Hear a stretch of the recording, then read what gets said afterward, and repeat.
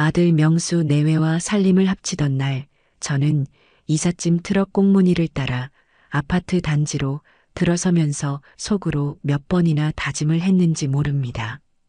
좋은 시어머니가 되자. 그림자처럼 조용히 없는 듯이 지내자. 젊은 애들 사는 방식에 괜한 훈수 두지 말고 그저 밥이나 따뜻하게 차려주며 지내자고요. 남편 먼저 하늘로 보내고 텅 빈 집에서 홀로 10년을 넘게 살았습니다. 자식 다 키워서 내보내고 나니 집이 어찌나 넓고 적적하던지요. 그러던 차에 명수가 먼저 말을 꺼냈어요. 어머니, 저희랑 같이 사시는 거 어떠세요? 은미도 좋다고 하고요. 그 말이 어찌나 고맙고 반갑던지 저는 두말 없이 살던 집을 처분하고 아들네 집으로 들어왔습니다. 며느리 서은미는 멀끔하게 생긴 아이였어요. 처음 인사 올 때도 생글생글 웃는 낯이 참 예쁘다고 생각했습니다. 이만하면 남은 인생, 아들 효도 받으면서 며느리 재롱 보는 재미로 살 수 있겠다 싶었죠. 네, 그때는 그렇게 생각했습니다. 그 아이의 웃음 뒤에 얼마나 날카로운 발톱이 숨겨져 있는지 저는 까맣게 모르고 있었던 겁니다. 문제가 시작된 건 아주 사소한 밥상머리에서부터였습니다. 합가하고 첫 저녁이었어요. 저는 오랜만에 아들 녀석이 좋아하는 갈비찜을 하고 구수한 된장찌개를 끓이고 갖은 나물을 무쳐 상다리가 휘어지게 차렸습니다. 모처럼 실력 발휘를 한 셈이죠. 명수는 와 역시 어머니 음식 솜씨는 여전하시네요. 라며 엄지를 치켜 세우고 밥 두 그릇을 뚝딱 비웠습니다. 그런데 며느리인 은미는 수저를 드는 둥 마는 둥 하더군요. 갈비찜 한 점을 깨작거리다 말고 나물은 아예 손도 대지 않았습니다. 제가 애써 웃으며 말을 걸었어요. 아가, 이 갈비찜 맛이 좀 어떠니? 내 입맛에 맞아야 할 텐데. 내가 간을 좀 싱겁게 한다고 했는데도 모르겠다. 은미는 저를 쳐다보지도 않고 밥그릇만 내려다보며 건성으로 대답했습니다. 네, 그냥 먹을 만해요. 그 한마디에 제 정성이 그냥 먹을 만한 수준으로 떨어지는 기분이었습니다. 그래도 저는 분위기를 띄워보려 다시 애썼습니다. 그래, 다행이구나. 명수가 워낙 좋아해서 솜씨 좀 부려봤지. 다음엔 너 좋아하는 걸로 해줄게. 파스타 같은 거라도 해볼까? 뭐 먹고 싶은 거라도 있니? 그제야 은미가 저를 똑바로 쳐다보더군요. 그러더니 입꼬리를 살짝 비틀며 말했습니다. 아니요, 괜찮아요. 어머니. 근데 솔직히 말씀드리면 요즘은 누가 이렇게 짜고 맵게 먹어요? 전부 할머니들이나 좋아하는 반찬이잖아요. 저는 이런 거 별로 안 좋아해요. 건강에도 안 좋고요. 순간 제 귀를 의심했습니다. 물론 요즘 젊은 애들 입맛이 저와는 다르다는 것쯤은 압니다. 하지만 할머니들이나 좋아하는 반찬이라니요. 아들이 옆에서 눈치를 주며 은미야, 왜 그래? 맛있기만 한데. 어머니가 당신 생각해서 일부러 싱겁게 하신 거야. 하고 말했지만 은미는 아랑곳하지 않았습니다. 되레 스마트폰을 꺼내 들고 어디론가 문자를 보내기 시작했죠. 저는 억지로 웃으며 그래. 내가 요즘 애들 입맛을 잘 몰랐나 보다. 내일은 너 좋아하는 걸로 한번 차려볼게. 하고 말하며 상황을 넘기려 했습니다. 그런데 10분쯤 지났을까요? 현관문 초인종이 울리더군요. 은미가 기다렸다는 듯이 달려나가더니 웬 비닐봉지를 들고 왔습니다. 맵싸한 마라 향이랑 느끼한 크림 냄새가 온 집안에 진동을 했어요. 배달 음식을 시킨 거였습니다. 은미는 제가 차린 밥상은 거들떠보지도 않고 배달 용기를 식탁 위에 늘어놓고는 혼자 먹기 시작했습니다. 아가, 그래도 이건 좀 심하지 않니? 어른이 수저도 안 났는데. 제가 기가 막혀서 한마디 하자 은미는 입안에 음식을 가득 넣은 채 우물거리며 대답했어요. 뭐가 심해요? 어머니는 드시고 싶은 거 드셨잖아요. 저도 제가 먹고 싶은 거 먹는 거예요. 억지로 맛없는 밥상 앞에 앉아서 표정 썩는 것보다 이게 서로한테 좋은 거 아니에요? 어머니도 제가 밥투정하는 거 보기 싫으시잖아요. 밥투정이 아니라 예의를 말하는 거잖니. 한 상에서 같이 밥을 먹는다는 게 어떤 의미인지 몰라. 의미요? 그런 거창한 의미까지 생각하면서 밥 먹어야 해요? 그냥 배고프니까 먹는 거죠. 어머니, 너무 옛날 사람처럼 생각하지 마세요. 요즘은 다 이렇게 살아요. 그 뻔뻔한 말투에 저는 더 이상 할 말을 잃었습니다.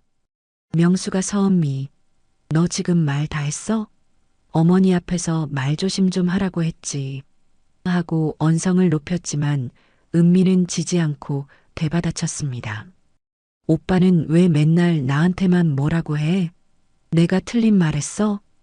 그럼 오빠가 매일 저녁 나 먹고 싶은 거 사주든가.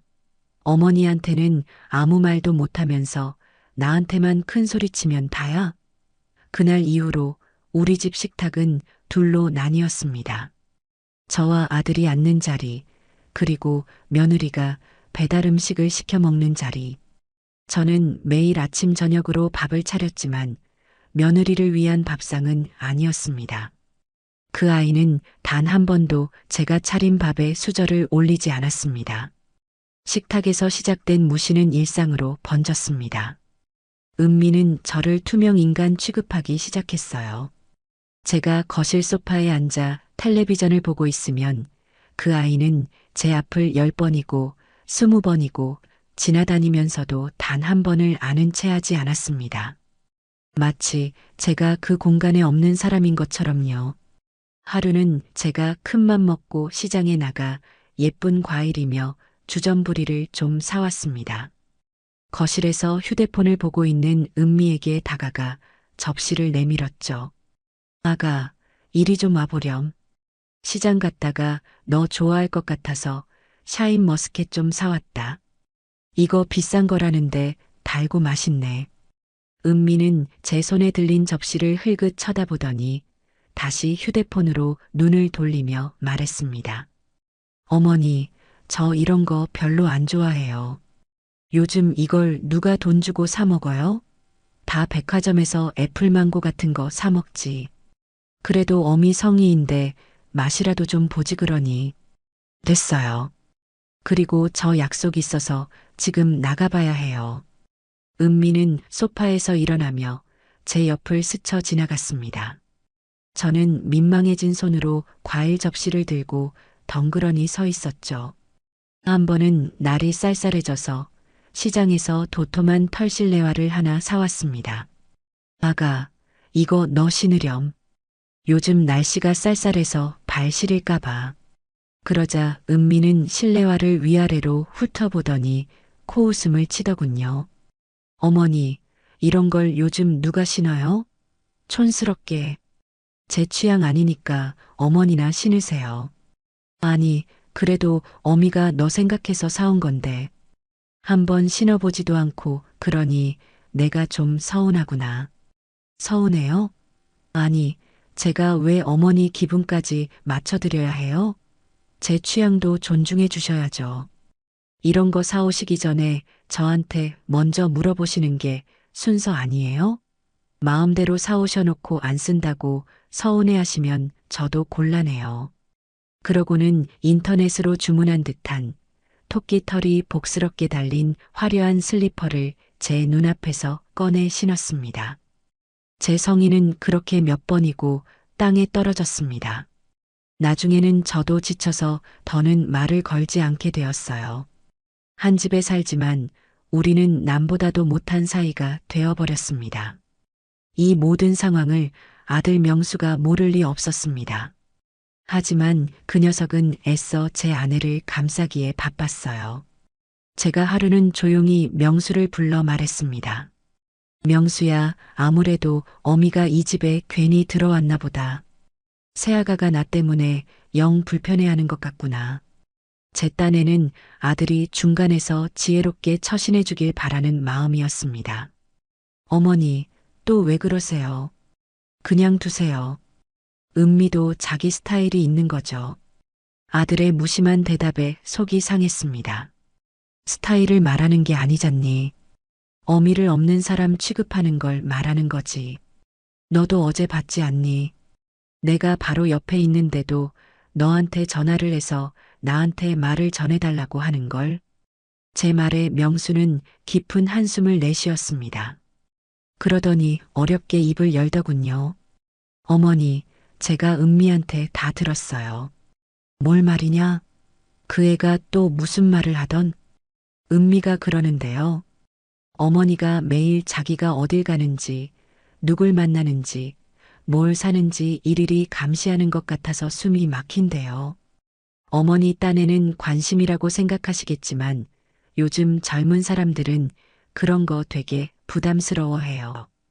어머니가 조금만 더 무심하게, 좀 편하게 대해주시면 안 될까요? 저는 순간 제 머리를 한 대 세게 얻어맞은 듯한 충격을 받았습니다. 감시라니요. 숨이 막힌다니요. 며느리가 불편할까 싶어 먼저 말도 걸지 않고 없는 사람처럼 지내는 제게 그런 억지를 부린 것도 기가 막혔지만 그 말을 고지곳대로 믿고 제게 전하는 아들의 모습에 더 큰 배신감을 느꼈습니다. 감시? 내가 걔를 뭘 감시했다는 거냐? 밥 먹으라고 한 게 감시니? 발 시릴까봐 실내화 사준 게 감시야? 너는 그 말이 믿어지니? 어머니, 은미 입장에서는 그럴 수도 있죠. 어머니의 모든 행동이 자기에겐 간섭으로 느껴진대요. 그냥 좀 내버려 두세요. 저희 부부 일은 저희가 알아서 할게요. 어머니는 그냥 편히 계시면 돼요. 그냥 편히 계시면 돼요. 그 말이 제 가슴을 후벼 팠습니다. 마치 제가 이 집에 얹혀 사는 귀찮은 손님이라도 된 기분이었어요.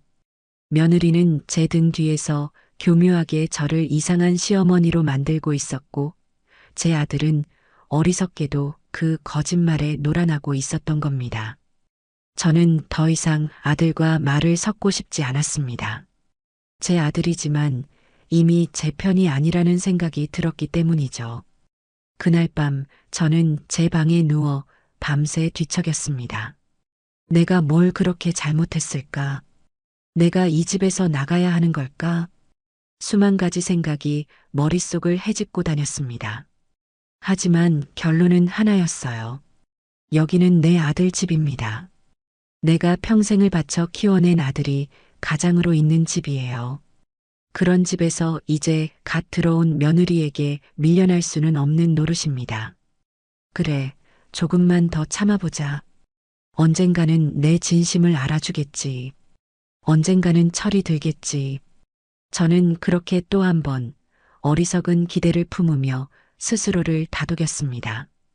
그 인내의 끝에 무엇이 기다리고 있는지도 모른 채 말입니다. 그날도 어김없이 집안은 며느리가 어지러 놓은 흔적들로 가득했습니다.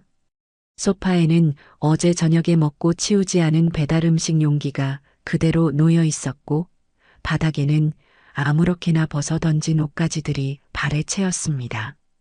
저는 아침부터 허리를 굽혀가며 그것들을 하나하나 치우고 설거지를 하고 청소기를 돌렸습니다.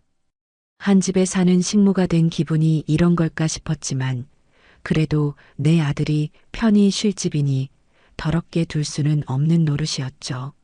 한바탕 집안일을 끝내고 소파에 앉아 잠시 숨을 돌리고 있는데 방에서 뭉구적거리며 나온 은미가 냉장고로 향했습니다. 그러고는 냉장고 문을 활짝 열어젖힌 채 한참을 그 안에 뭐가 있나 들여다보더군요. 그러다 아이스크림 통 하나를 꺼내 들고는 문을 닫지도 않은 채 소파 제 건너편에 들어 누워 버렸습니다. 윙 하고 냉장고 문 열린 소리가 조용한 집안에 울려 퍼졌습니다. 저는 애써 모르는 척 텔레비전 소리를 조금 더 키웠습니다. 한 번, 두 번. 제가 참아 넘긴 것이 어디 한두 번이어야 말이죠. 하지만 그놈의 냉장고는 제 인내심을 시험하려는 듯 1분이 지나고 2분이 지나도 닫힐 줄을 몰랐습니다. 나중에는 삐삐 하고 경고음까지 울리기 시작했어요. 저는 텔레비전에서 눈을 떼지 않은 채 최대한 감정을 누르고 말했습니다. 아가, 냉장고 문. 은미는 제 말은 들은 척도 하지 않고 휴대폰 화면만 들여다보며 낄낄거리고 있었습니다. 경고음은 점점 더 커지고 제 속에서는 천불이 나기 시작했습니다. 전기세가 아까워서가 아니에요. 저것은 습관이고 태도의 문제였습니다. 이 집안의 어른인 저를 어떻게 생각하는지가 저 행동 하나에 다 담겨 있는 것 같았거든요. 제가 다시 한번, 이번에는 조금 더 큰 목소리로 말했습니다. 아가, 냉장고 문 좀 닫으라고 했다. 그제야 은미가 귀찮다는 듯이 고개를 들더군요. 그러더니 저를 흘겨보며 짜증 가득한 목소리로 쏘아붙였습니다. 아, 진짜 좀 시끄러워요. 그거 하나 닫는 게 그렇게 힘들어요? 정급하면 어머니가 가서 닫으면 되잖아요. 왜 누워있는 사람을 소리 질러서 시키고 그러세요? 그 말에 참고 있던 무언가가 툭 하고 끊어지는 기분이었습니다. 제가 소파에서 일어나 냉장고로 다가가 문을 쾅 소리가 나게 닫았습니다. 그리고 뒤돌아서서 며느리를 똑바로 쳐다보며 말했습니다. 이게 어디서 어른한테 버르장머리 없이 눈을 똑바로 뜨고 따박따박 말대꾸야. 너희 집에서는 그렇게 가르치더냐. 제 평생 남한테 큰 소리 한 번 안 내고 살았습니다. 그런데 그날은 저도 모르게 목소리가 커졌어요. 그러자 소파에 누워있던 은미가 벌떡 일어나 제게로 성큼성큼 다가왔습니다. 그 기세가 어찌나 험악하던지 저도 모르게 뒷걸음질을 칠 뻔했습니다. 버르장머리요? 지금 저한테 가르치시는 거예요? 어머니나 잘하세요. 아침부터 청소기 돌려서 잠다 깨우고 사람 숨도 못 쉬게 감시하고 제가 이 집에서 어머니 때문에 얼마나 스트레스 받는지 아세요? 뭐, 내가 너한테 스트레스를 줘?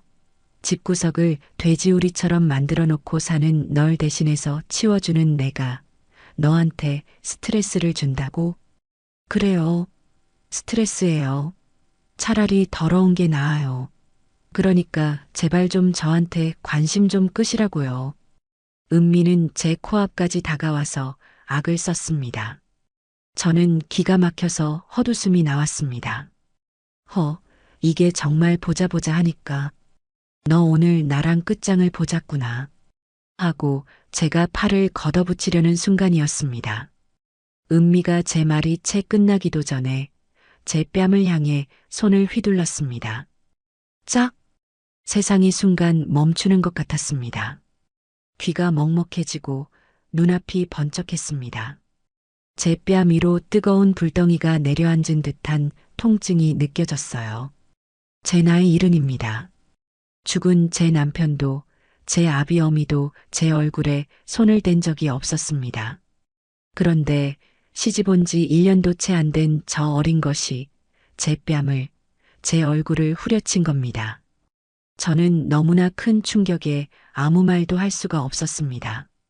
그저 화끈거리는 제 뺨을 감싸 쥔 채 눈앞에 서 있는 며느리의 얼굴을 멍하니 쳐다볼 뿐이었죠. 며느리는 자기가 무슨 짓을 했는지 깨달았는지 아니면 제 귀에 눌렸는지 잠시 숨을 몰아쉬며 저를 노려보고 있었습니다. 그러더니 이내 다시 입을 열더군요. 그 목소리에는 반성의 기미라고는 눈곱만큼도 없었습니다. 진짜 지긋지긋해. 이 좁은 집구석에서 어머니랑 같이 사니까 숨 막혀 죽겠다고요. 차라리 나가든가. 왜 사람을 이렇게 만들어.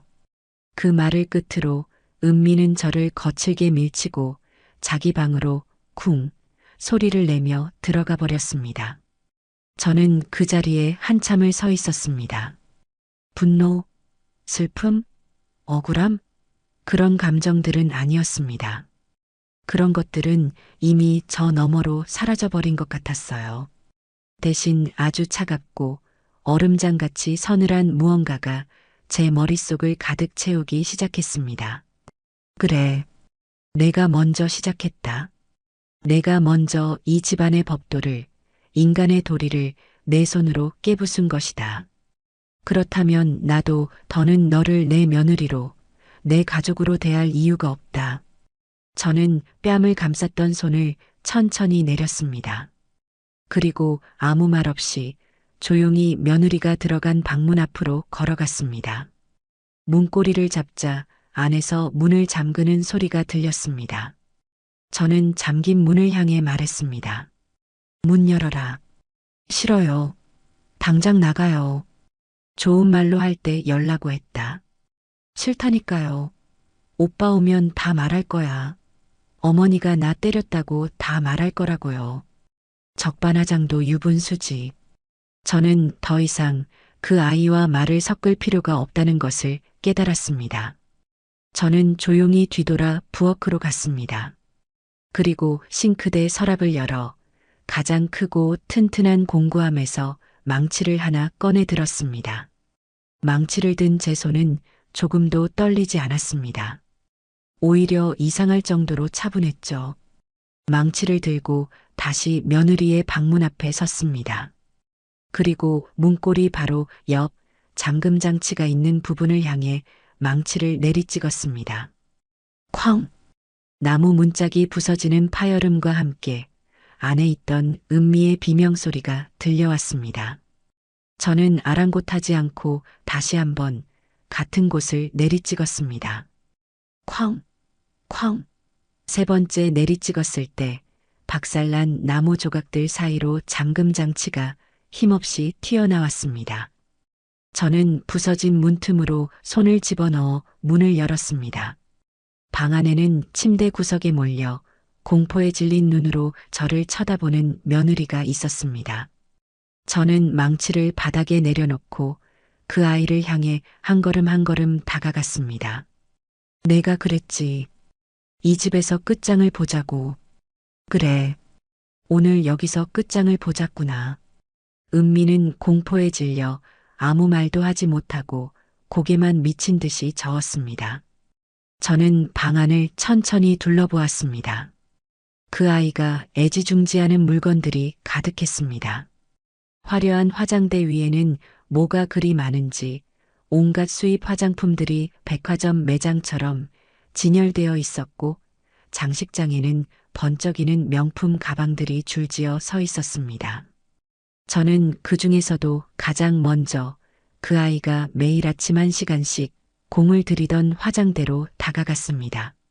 그리고 화장대 앞에 서서 겁에 질린 눈으로 저를 올려다보는 며느리를 향해 차갑게 미소 지어 주었습니다.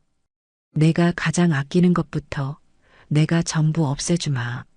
말이 끝나기 무섭게 저는 두 손으로 화장대 모서리를 잡았습니다. 그리고 제 안에 남아있던 모든 힘을 끌어모아 화장대를 앞으로 밀어 넘어뜨렸습니다. 와장창 유리 거울이 박살나는 소리, 수십 개의 화장품 병들이 바닥에 부딪혀 깨지는 소리가 방 안을 가득 메웠습니다. 형형색색의 액체와 가루들이 바닥에 쏟아져 뒤섞이고 역한 향수 냄새가 코를 찔렀습니다. 며느리의 입에서 터져나온 것은 비명이라기보다는 짐승의 울부짖음에 가까운 소리였습니다. 저는 그 소리를 들으며 제 심판이 이제 막 시작되었음을 직감했습니다. 며느리의 비명은 제게 조금의 영향도 주지 못했습니다. 저는 바닥에 나뒹구는 화장품 파편들을 무심히 한번 내려다본 뒤 다음 목표물을 향해 돌아섰습니다. 그것은 방 한쪽 벽면을 차지하고 있는 유리 장식장이었어요. 그 안에는 며느리가 외출할 때마다 옷을 바꿔 입듯 바꿔 들고 나가던 명품 가방들이 마치 신주단지처럼 모셔져 있었습니다. 어떤 것은 뱀가죽 무늬였고 어떤 것은 유명한 상표의 로고가 가득 박혀 있었죠. 은미는 저것들을 닦고 또 닦으며 마치 자식 다루듯 애지중지했습니다. 제가 그 장식장으로 다가가자 바닥에 주저앉아 있던 은미가 기겁을 하며 제 다리를 붙잡았습니다. 안 돼요. 어머니, 제발. 저것만은 안 돼요. 제가 잘못했어요. 네. 이제 와서 잘못했다고? 내 뺨을 후려칠 때는 무슨 생각으로 그랬느냐. 그건 제가 정말 미쳤었나 봐요. 순간 화가 나서 그랬어요. 제발 용서해 주세요. 저는 제 다리에 매달려 애원하는 며느리를 뿌리치고 유리 장식장 문을 열었습니다. 그리고 그 안에 있던 가방 중 가장 화려해 보이는 것을 하나 꺼내 들었습니다. 악어 가죽으로 만들었다고 명수에게 몇 달을 졸라 선물 받았다고 자랑하던 바로 그 가방이었습니다. 이거 하나에 수백만 원이라고 했지? 이게 뭐라고? 내 시험이 뺨보다 이게 더 중하더냐? 저는 그렇게 말하며 가방을 바닥에 내동댕이 쳤습니다. 그리고는 아까 부엌에서 들고 왔던 공구함에서 뭐든 잘라버릴 수 있을 것처럼 생긴 커다란 가위를 꺼내 들었습니다. 가위날이 번쩍이자 은미의 얼굴이 새하얗게 질렸습니다. 안 돼, 안 돼. 그거 진짜 비싼 거란 말이에요. 저는 울부짖는 며느리의 말을 무시하고 가위로 가방의 옆구리를 푹 찔렀습니다. 그리고는 그대로 손잡이까지 쭉 잘라버렸어요.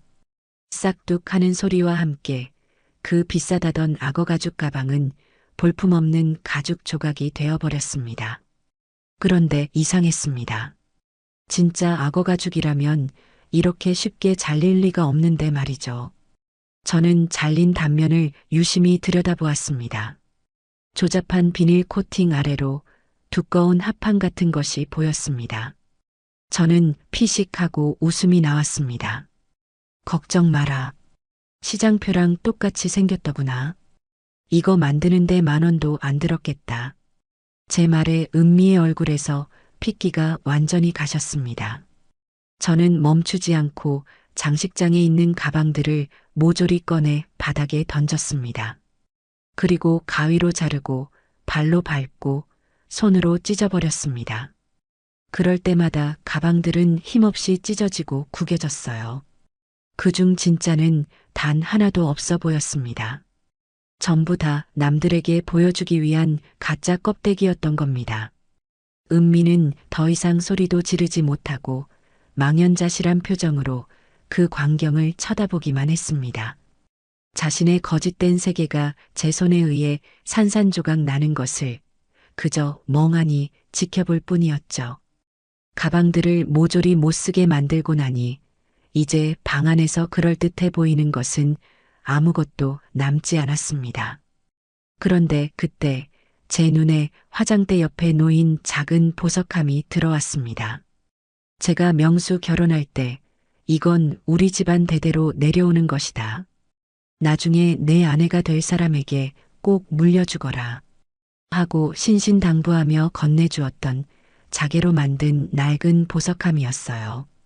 그 안에는 제 어머니에게서 물려받은 순금 목걸이와 제가 평생 모은 돈으로 장만했던 쌍가락지가 들어 있었습니다. 저는 보석함으로 다가가 뚜껑을 열었습니다. 그런데 그 안에는 있어야 할 금 붙이는 온데간데 없고 문방구에서나 팔 법한 반짝이는 유리알 목걸이와 플라스틱 귀걸이들만 가득 차 있었습니다. 순간 제 머릿속에 무언가가 완전히 끊어져 버리는 기분이었습니다. 화장품이나 가방 같은 사치품과는 차원이 다른 문제였어요. 이것은 단순한 허영이 아니라 절도이자 우리 집안에 대한 배신이었습니다. 저는 텅 빈 보석함을 들고 바닥에 주저앉아 있는 은미에게 다가갔습니다. 이 안에 있던 건 어디 갔느냐? 제 목소리는 얼음장처럼 차가웠습니다. 은미는 제 질문에 대답하지 못하고 고개만 푹 숙인 채 벌벌 떨고 있었습니다. 내가 묻잖니. 내 아들 것은 어디에 팔아먹고 이깟 껍데기들을 채워놓았느냐고. 저는 은미의 얼굴 앞에 텅 빈 보석함을 던져버렸습니다. 보석함이 바닥에 부딪히며 그 안에 있던 가짜 보석들이 사방으로 흩어졌습니다. 그제야 은미가 울음을 터뜨리며 말했습니다. 어머니, 죄송해요. 제가 정말 죽을 죄를 지었어요. 급하게 돈이 좀 필요해서 잠깐만 맡기고 나중에 찾으려고 했어요. 진짜예요. 돈? 무슨 돈이 필요해서 집안의 역사가 담긴 물건까지 내다 팔아? 저 가짜 가방들 사느라 그랬느냐? 아니면 내 몸에 걸치는 명품 옷들 사느라 그랬어? 아니에요. 정말 아니에요. 그건 은미가 무언가 변명을 하려고 입을 여는 순간이었습니다. 현관문 도어록이 해제되는 소리가 들렸고 잠시 후 다녀왔습니다. 하는 아들 명수의 목소리가 들려왔습니다. 명수는 거실을 지나 난장판이 된 방문 앞에 멈춰 섰습니다. 아들의 눈은 믿을 수 없다는 듯 커져 있었어요.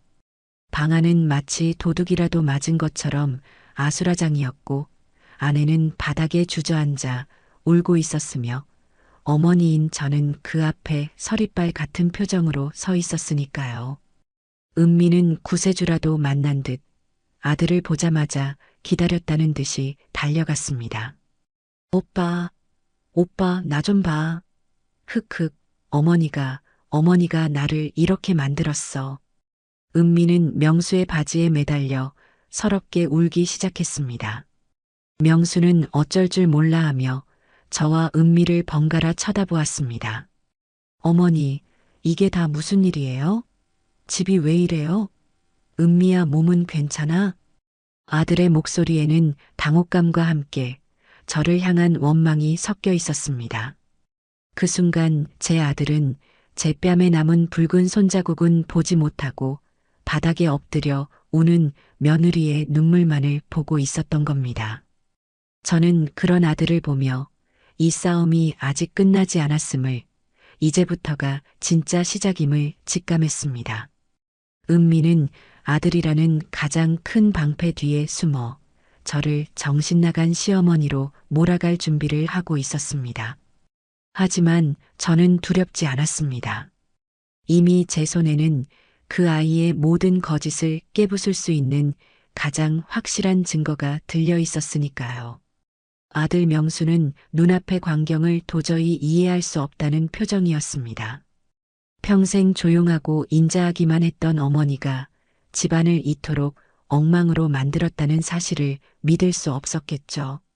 명수는 바닥에 흩어진 화장품 파편과 찢어진 가방 조각들을 한번 훑어보고는 저를 향해 원망 섞인 목소리로 물었습니다. 어머니, 도대체 왜 이러시는 거예요? 아무리 화가 나셔도 그렇지 어떻게 사람 물건을 이렇게 다 부술 수가 있어요? 이게 다 얼마짜린 줄 아세요? 그 순간 저는 제 아들이 참 어리석다고 생각했습니다. 그 녀석의 눈에는 박살난 물건들의 가격표는 보였지만 제 얼굴에 선명하게 남은 흔적은 보이지 않았던 겁니다. 며느리의 거짓 눈물에 완전히 눈이 멀어버린 것이죠. 저는 제 뺨에 남은 붉은 손자국을 손가락으로 가리키며 나지막이 말했습니다. 나는 네 아내가 한 짓을 똑같이 돌려주었을 뿐이다. 네 아내는 살아있는 내 얼굴을 부쉈고 나는 죽어있는 저것들의 얼굴들을 부쉈다. 너는 저것들의 값이 궁금하더냐? 그럼 나는 내 얼굴 값이 얼마인지 한번 물어보자꾸나. 제 말에 명수는 순간 할 말을 잃은 듯 제 얼굴을 유심히 쳐다보았습니다. 그때까지도 제게 매달려 울고 있던 은미가 상황이 불리해지는 것을 느꼈는지 더 큰 소리로 울부짖기 시작했습니다.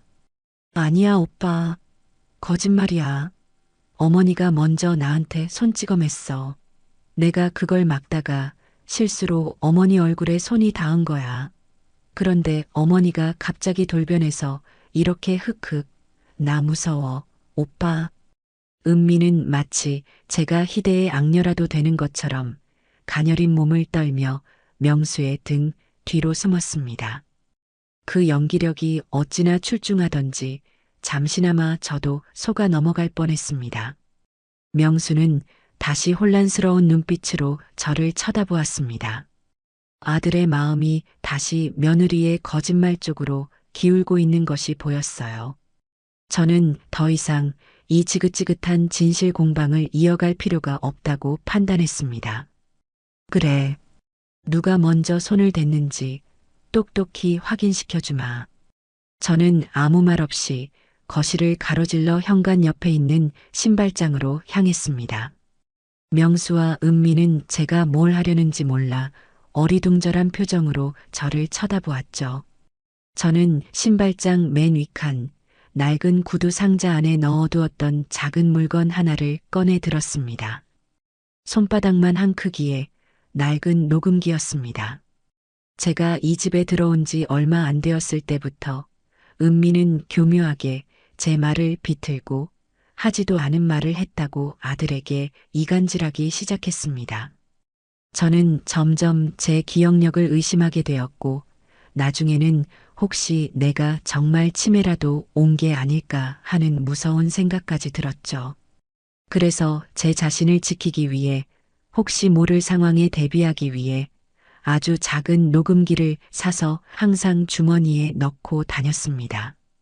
제가 하는 말과 듣는 말을 기록해서 밤에 혼자 들어보며 제정신을 확인하기 위해서였어요. 그 방어 기제가 오늘 이렇게 가장 결정적인 순간에 저를 구하게 될 줄은 꿈에도 몰랐습니다. 저는 녹음기를 들고 다시 아들 내외 앞에 섰습니다. 그리고 재생 버튼을 눌렀습니다. 녹음기에서는 조금 전 이 집에서 벌어졌던 모든 상황이 생생하게 흘러나오기 시작했습니다. 아가, 냉장고 문 좀 닫으라고 했다. 아, 진짜 좀 시끄러워요. 그거 하나 닫는 게 그렇게 힘들어요? 제 목소리와 은미의 짜증 섞인 목소리가 차례로 흘러나왔습니다. 명수의 얼굴이 조금씩 굳어지기 시작했어요. 이게 어디서 어른한테 버르장머리 없이 눈을 똑바로 뜨고 따박따박 말대꾸야. 버르장머리요? 어머니나 잘하세요. 제가 이 집에서 어머니 때문에 얼마나 스트레스 받는지 아세요? 격해지는 언쟁, 그리고 잠시 후 짝! 녹음기를 통해 들리는 소리는 실제로 들었을 때보다 훨씬 더 크고 날카롭게 들렸습니다. 명수는 헉하고 숨을 들이켰고 은미의 얼굴은 종이장처럼 하얗게 질렸습니다. 녹음은 거기서 끝나지 않았습니다. 진짜 지긋지긋해. 이 좁은 집구석에서 어머니랑 같이 사니까 숨 막혀 죽겠다고요. 차라리 나가든가. 왜 사람을 이렇게 만들어? 그것은 명백한 폭언이자 이 집에서 나가라는 축객령이었습니다. 모든 녹음이 끝나고 방 안에는 무거운 침묵이 흘렀습니다. 은미는 더 이상 울지도 변명하지도 못하고 그 자리에 얼어붙어 있었습니다. 모든 거짓말이 탄로난 순간이었죠. 명수는 한참 동안 아무 말이 없었습니다. 그저 하얗게 질린 며느리의 얼굴과 뺨에 손자국이 남은 제 얼굴을 번갈아 쳐다볼 뿐이었습니다. 그러다 천천히, 아주 천천히 입을 열었습니다. 그 목소리는 제가 평생 들어본 적 없는 아주 차갑고 낮은 목소리였습니다. 네가 사람이니? 명수는 저를 보고 말하는 것이 아니었습니다. 자신의 등 뒤에 숨어 떨고 있는 서은미를 보고 말하는 것이었습니다.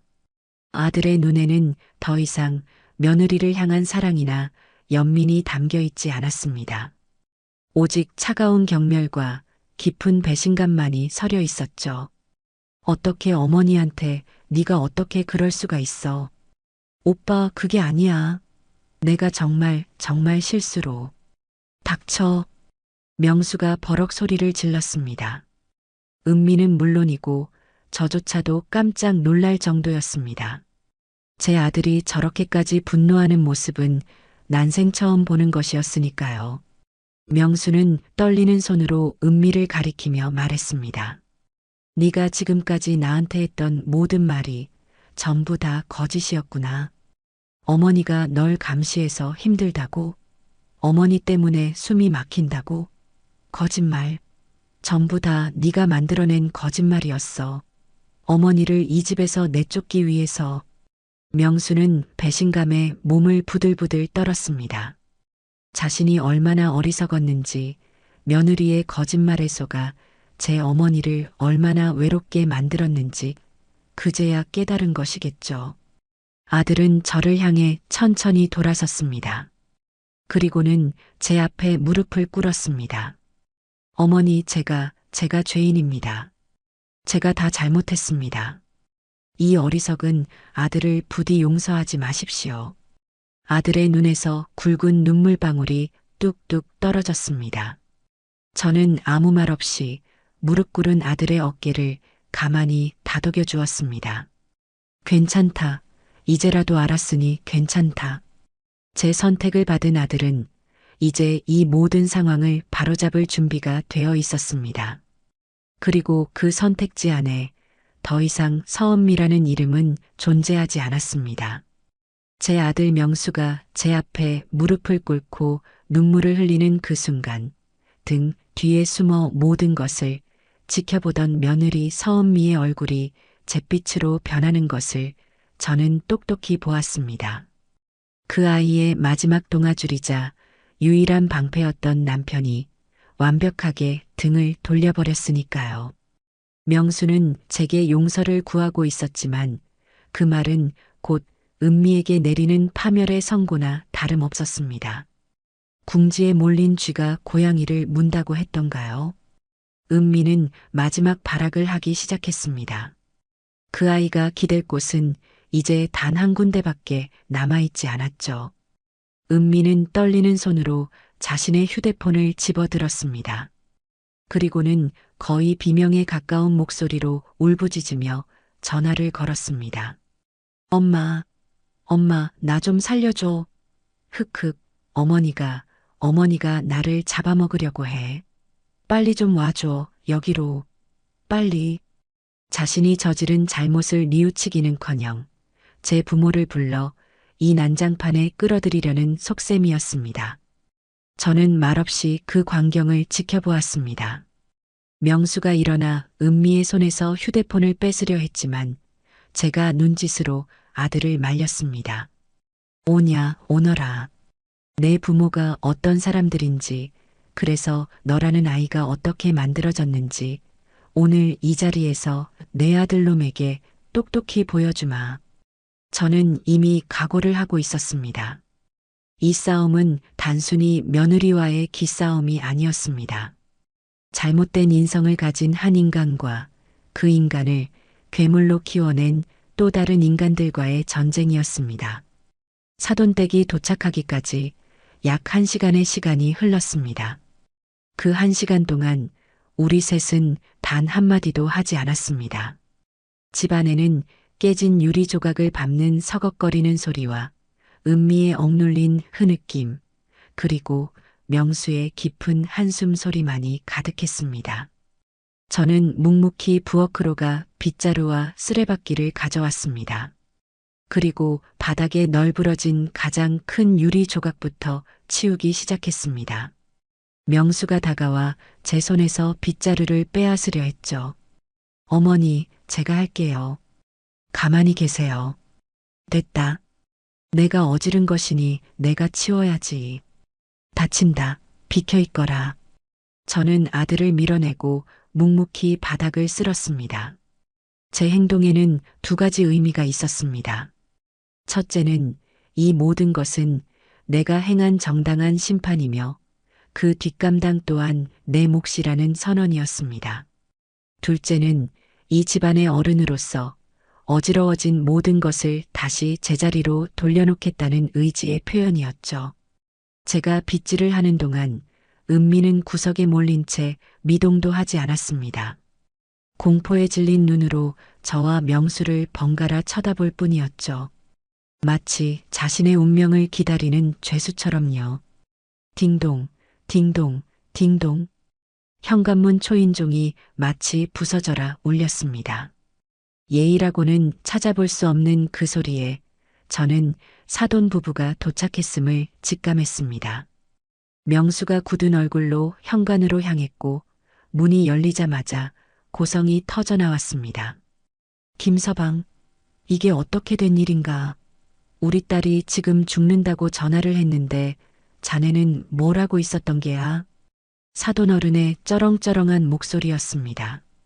뒤이어 안사돈의 날카로운 목소리가 뒤따랐습니다.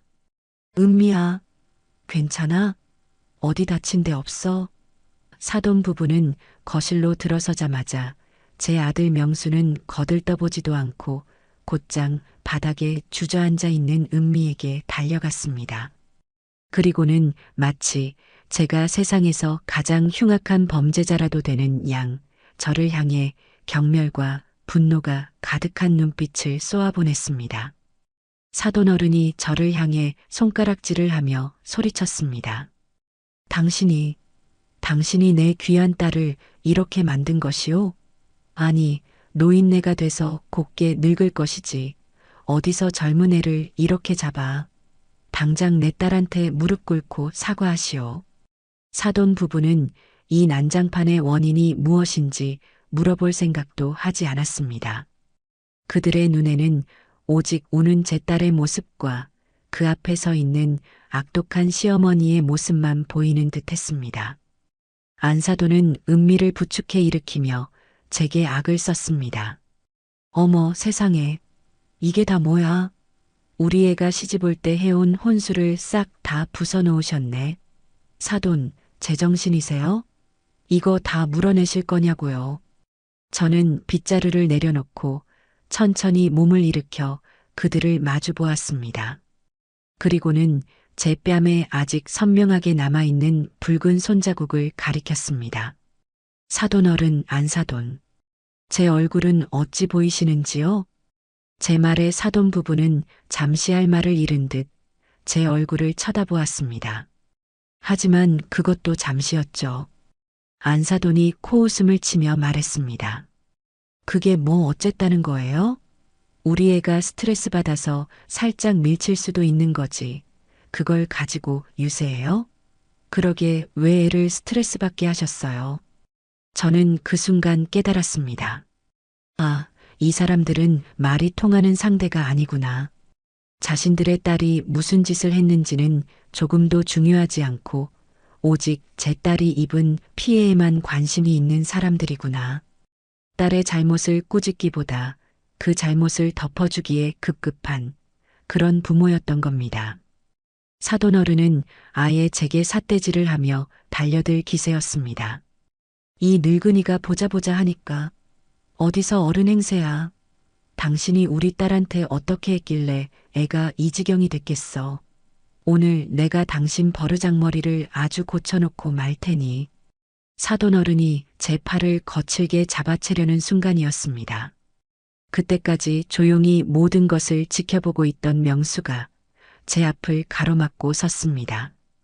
그리고는 사돈 어른의 손을 강하게 뿌리쳤습니다. 아버님, 그 손 놓으시지요.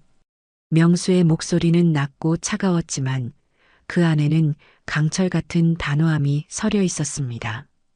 제 아들이 처음으로 처가해 그리고 제 며느리의 세상에 맞서는 순간이었습니다. 김서방, 지금 이게 무슨 짓인가? 자네까지 나한테 대들겠다는 게야? 대드는 것이 아닙니다. 사실을 말씀드리는 겁니다. 아버님, 어머님, 두 분은 지금 이 상황이 어떻게 벌어졌는지 아무것도 모르고 계십니다. 모르긴 뭘 몰라. 당신 어머니가 우리 딸 물건 다 때려 부수고 애를 이렇게 만들어 놨잖아. 두 눈으로 똑똑히 보고 있는데 그럼 이것도 똑똑히 보셨습니까? 명수는 제 얼굴을 가리켰습니다. 그리고는 차갑게 말을 이었습니다. 은미가 제 아내가 제 어머니의 얼굴에 손을 댔습니다. 물건이 아니라 살아있는 사람을 때렸다고요. 이 집의 어른이고 제 어머니인 분을요. 저는 오늘 제 아내가 제 어머니의 뺨을 때리는 소리를 똑똑히 들었습니다. 사실은 그것으로 이미 끝난 겁니다. 아들의 단호한 말에 사돈 부부는 잠시 할 말을 잃었습니다. 하지만 안사돈이 이내 다시 교활하게 말을 바꿨습니다. 그건 우리 은미가 워낙 마음이 여려서 그런 걸세. 시어머니가 자기를 구박하니까 자기도 모르게 방어적으로 행동한 거겠지. 자네가 남편인데 중간에서 잘했어야지. 왜 일을 이 지경까지 만들어? 그들은 어떻게든 모든 책임을 제 탓, 그리고 제 아들 탓으로 돌리려고 애썼습니다. 하지만 명수는 더 이상 그들의 말에 휘둘리지 않았습니다. 구박이요? 어머님, 제가 오늘 본 것은 구박이 아니라 어머님의 일방적인 막말이었습니다. 더 이상 제 어머니를 모욕하지 마십시오. 두 분이 오늘 이 집에 오신 이유가 따님의 잘못을 빌고 용서를 구하기 위함이 아니라면 더는 할 이야기가 없습니다. 돌아가 주십시오. 명수는 현관문을 가리켰습니다. 나가라는 뜻이었죠. 사돈 부부의 얼굴이 분노로 시뻘게 달아올랐습니다. 사돈 어른은 더 이상 참을 수 없다는 듯 마지막 경고를 날렸습니다. 좋아. 그렇다면 우리도 법대로 하지. 내 딸이 받은 정신적 충격이랑 여기 부서진 물건과 변호사 시켜서 전부 다 청구할 테니 그런 줄 알게나. 우리도 가만히 안 있을 테니 두고 보라고. 사돈 부부는 그렇게 마지막 협박을 남기고는 은미의 팔을 잡아 끌고 집을 나섰습니다. 현관문이 쿵 하고 닫히고 나서야 집 안에는 다시 정적이 찾아왔습니다. 저는 그제야 참았던 숨을 길게 내쉬었습니다. 그리고 제 앞을 든든하게 막아선 아들의 넓은 등을 가만히 바라보았습니다. 사돈댁이 폭풍처럼 휩쓸고 간 후 저는 명수에게 말했습니다. 명수야, 걱정하지 마라. 변호사를 쓰든 경찰을 부르든 이 어미가 다 알아서 하마. 제 아들이 저 때문에 공경에 처하는 것은 원치 않았습니다. 하지만 명수는 고개를 저으며 제 손을 잡았습니다. 아니에요, 어머니. 이건 어머니 혼자의 싸움이 아니에요. 제가 당연히 함께 해야죠. 제가 그동안 너무 어리석어서 어머니를 외롭게 해드렸어요. 이제부터는 제가 어머니 앞에 서서 모든 바람을 다 막아낼 겁니다. 아들의 듬직한 말에 저는 가슴 한구석이 뜨거워지는 것을 느꼈습니다. 그들의 협박이 단순한 엄포가 아니었던지 며칠 뒤 정말로 변호사 사무실에서 보낸 내용 증명이라는 것이 집으로 날아왔습니다. 내용은 기가 막혔습니다. 며느리 서은미가 저 때문에 극심한 정신적 충격을 받았으며 이에 대한 위자료와 망가진 물품에 대한 손해배상으로 총 1억 원을 지급하라는 것이었습니다. 1억 원. 그들은 부서진 가짜 가방과 화장품 값으로 집 한 채에 가까운 돈을 요구하고 있었습니다. 명수는 어처구니가 없다며 펄펄 뛰었지만 저는 이상할 정도로 차분했습니다. 잘 됐구나. 아주 잘 됐어. 어머니, 뭐가 잘 됐다는 말씀이세요? 저 사람들이 지금 말도 안 되는 돈을 요구하고 있잖아요. 말도 안 되는 요구니까 판을 뒤집을 기회가 온 것이지. 명수야, 혹시 내 딸, 그러니까 네 동생 연락처 알지? 지금 당장 영상 통화 좀 연결해다오. 제 딸, 그러니까 명수의 여동생은 대학 졸업 후부터 명품 감정사로 일해왔습니다. 국내에서 가장 큰 중고 명품 거래 기업체에서 수석 감별사로 일하며 텔레비전 방송에도 몇 번 나갔을 정도로 업계에서는 실력자로 통했죠. 저는 제 딸의 능력이 이 말도 안 되는 싸움을 끝낼 가장 확실한 무기가 될 것이라고 확신했습니다. 명수는 잠시 어리둥절했지만 이내 제 말뜻을 알아차리고는 동생에게 영상 통화를 걸었습니다. 화면 너머로 딸의 밝은 얼굴이 나타났습니다. 엄마, 웬일이야, 이 시간에? 오빠도 같이 있네? 그래, 민지야. 엄마가 뭘 좀 물어볼 게 있어서 그런다. 지금 잠깐 시간 괜찮겠니? 그럼, 당연하지. 무슨 일인데? 저는 딸에게 자초지종을 길게 설명하지 않았습니다. 서은미가 쓰던 물건들인데 이게 진짜인지 가짜인지 전문가인 너 눈으로 한번 받아오. 저는 휴대폰을 들고 박살난 채 거실 한쪽에 모아두었던 은미의 물건들을 하나씩 비추기 시작했습니다. 가장 먼저 옆구리가 뜯겨나간 악어 가죽 가방을 보여주었죠. 화면을 보던 딸이 피식 웃음을 터뜨렸습니다. 엄마, 이건 볼 것도 없는데? 악어 가죽이 아니라 그냥 소가죽에 무늬만 찍어낸 거네. 저기 로고 박음질 좀 봐. 간격이 제멋대로잖아. 저 정도면 길거리에서 한 10만 원 주면 살 수 있으려나? 저는 다음으로 로고가 가득 박힌 가방에 잘린 단면을 보여주었습니다. 딸의 목소리가 한층 더 단호해졌습니다. 어머, 저건 더 심하다. 가죽도 아니고 그냥 비닐이네, 비닐. 저 시사 로고 폰트 좀 봐. 정품이랑 미세하게 굵기가 달라. 저런 건 전문가가 아니라 일반인이 봐도 딱 알겠다. 한마디로 말해서 여기 있는 거 전부 다 쓰레기야, 엄마. 정품은 단 하나도 없어. 저는 딸에게 고맙다고 말하고 전화를 끊었습니다. 그리고 명수에게 말했죠. 명수야, 방금 우리 민지가 한 말 전부 다 녹화했지? 명수는 고개를 끄덕였습니다. 저는 만족스럽게 미소 지었습니다. 며칠 뒤 저희는 사돈댁 변호사가 지정한 날짜에 맞춰 변호사 사무실로 향했습니다. 상담실 안에는 사돈 부부와 은미가 잔뜩 날이 선 표정으로 앉아 있었고 그 옆에는 인상 좋은 변호사가 서류를 검토하고 있었습니다. 그들은 우리가 순순히 돈을 내놓거나 아니면 겁을 먹고 합의를 요청할 것이라고 예상했겠죠. 사돈댁 변호사가 먼저 입을 열었습니다. 김은심 씨, 서은미 씨 측에서 보내신 내용 증명은 잘 받아보셨으리라 생각합니다.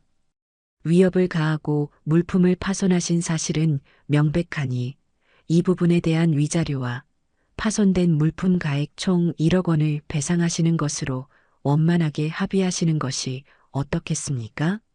저는 가만히 변호사를 쳐다보며 말했습니다. 변호사님, 물품 가액이 1억 원이라고 하셨는데 그 근거가 무엇인지요?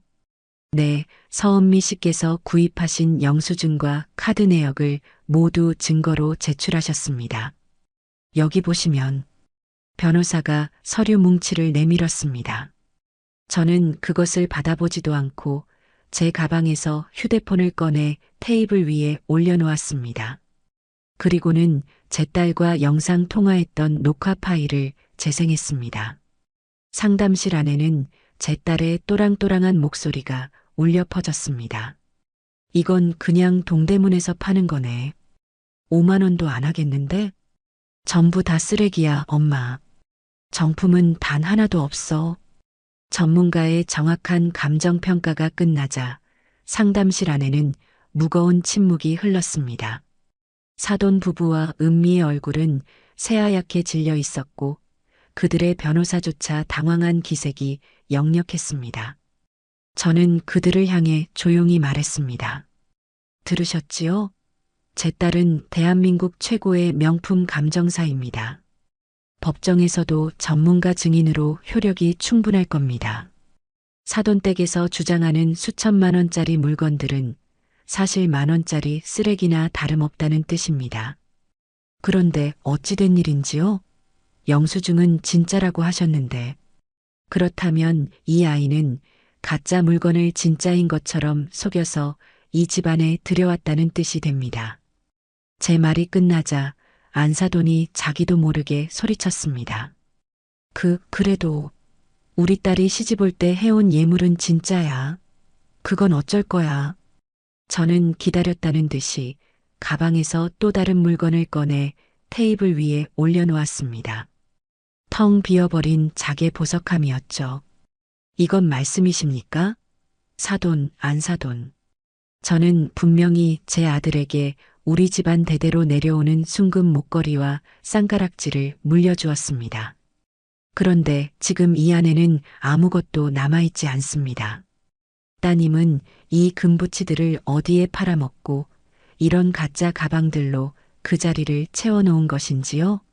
저는 자리에서 일어나 사돈 부부와 은미 그리고 그들의 변호사를 차례로 쳐다보며 마지막 일격을 날렸습니다.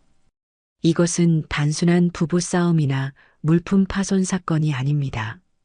이것은 명백한 사기입니다. 처음부터 집안의 재산을 노리고 자신의 모든 것을 속여서 결혼했습니다. 변호사님, 그렇죠? 저는 제 며느리 서은미와 그 모든 사실을 알고도 묵인한 사돈 부부를 사기 결혼으로 고소할 생각입니다. 위자료를 받아야 할 사람은 저 아이가 아니라 바로 제 아들과 저입니다. 제 말이 끝나자 사돈 부부와 은미는 더 이상 아무 말도 하지 못했습니다. 그들의 탐욕스러운 공격은 자신들의 목을 겨누는 날카로운 칼이 되어 돌아온 것입니다. 그들은 공격하러 왔다가 졸지의 사기꾼 피의자가 될 처지에 놓인 것이죠. 판은 완벽하게 뒤집혔습니다. 사기 결혼이라는 제 선언에 변호사 사무실의 분위기는 순식간에 얼어붙었습니다. 사돈댁 변호사는 난감한 표정으로 서류만 뒤적거렸고 사돈 부부는 서로의 얼굴만 쳐다보며 어쩔 줄 몰라 했습니다. 모든 거짓이 탄로나고 마지막 기댈 곳이었던 부모마저 궁지에 몰리자 며느리 서은미가 드디어 이성을 잃고 말았습니다. 그 아이는 자리에서 벌떡 일어나 테이블을 손으로 내리치며 소리쳤습니다. 그래, 다 내 잘못이야. 나 사기꾼이고 나 나쁜 년이야. 됐어? 이혼해. 당장 이혼해 줄게. 그러더니 은미는 명수를 향해 손가락질을 하며 마지막 발악을 하기 시작했습니다. 대신 오빠 월급 통장은 내가 갖고 있을 거야. 법적으로 부부 재산은 반으로 나누는 거라며 그동안 내가 이 집에서 니들 시어머니 비위 맞추고 밥하고 청소하고 고생한가? 위자료라고 생각해. 한 푼도 못 줘. 그 모습은 마치 벼랑 끝에 몰려 아무거나 손에 잡히는 대로 붙잡고 늘어지는 사람 같았습니다. 아들의 월급 통장. 그것이 그 아이가 기댈 수 있는 마지막 동아줄이었겠죠. 명수는 그런 은미의 모습을 아무런 감정도 없는 차가운 눈으로 잠시 바라보았습니다. 그리고는 자신의 서류 가방에서 두툼한 봉투 하나를 꺼내 테이블 위에 던지듯 올려놓았습니다. 내 월급 통장? 그래, 여기 있어. 너도 한번 봐. 네가 그렇게 탐내던 내 월급 통장이 지금 어떤 상태인지.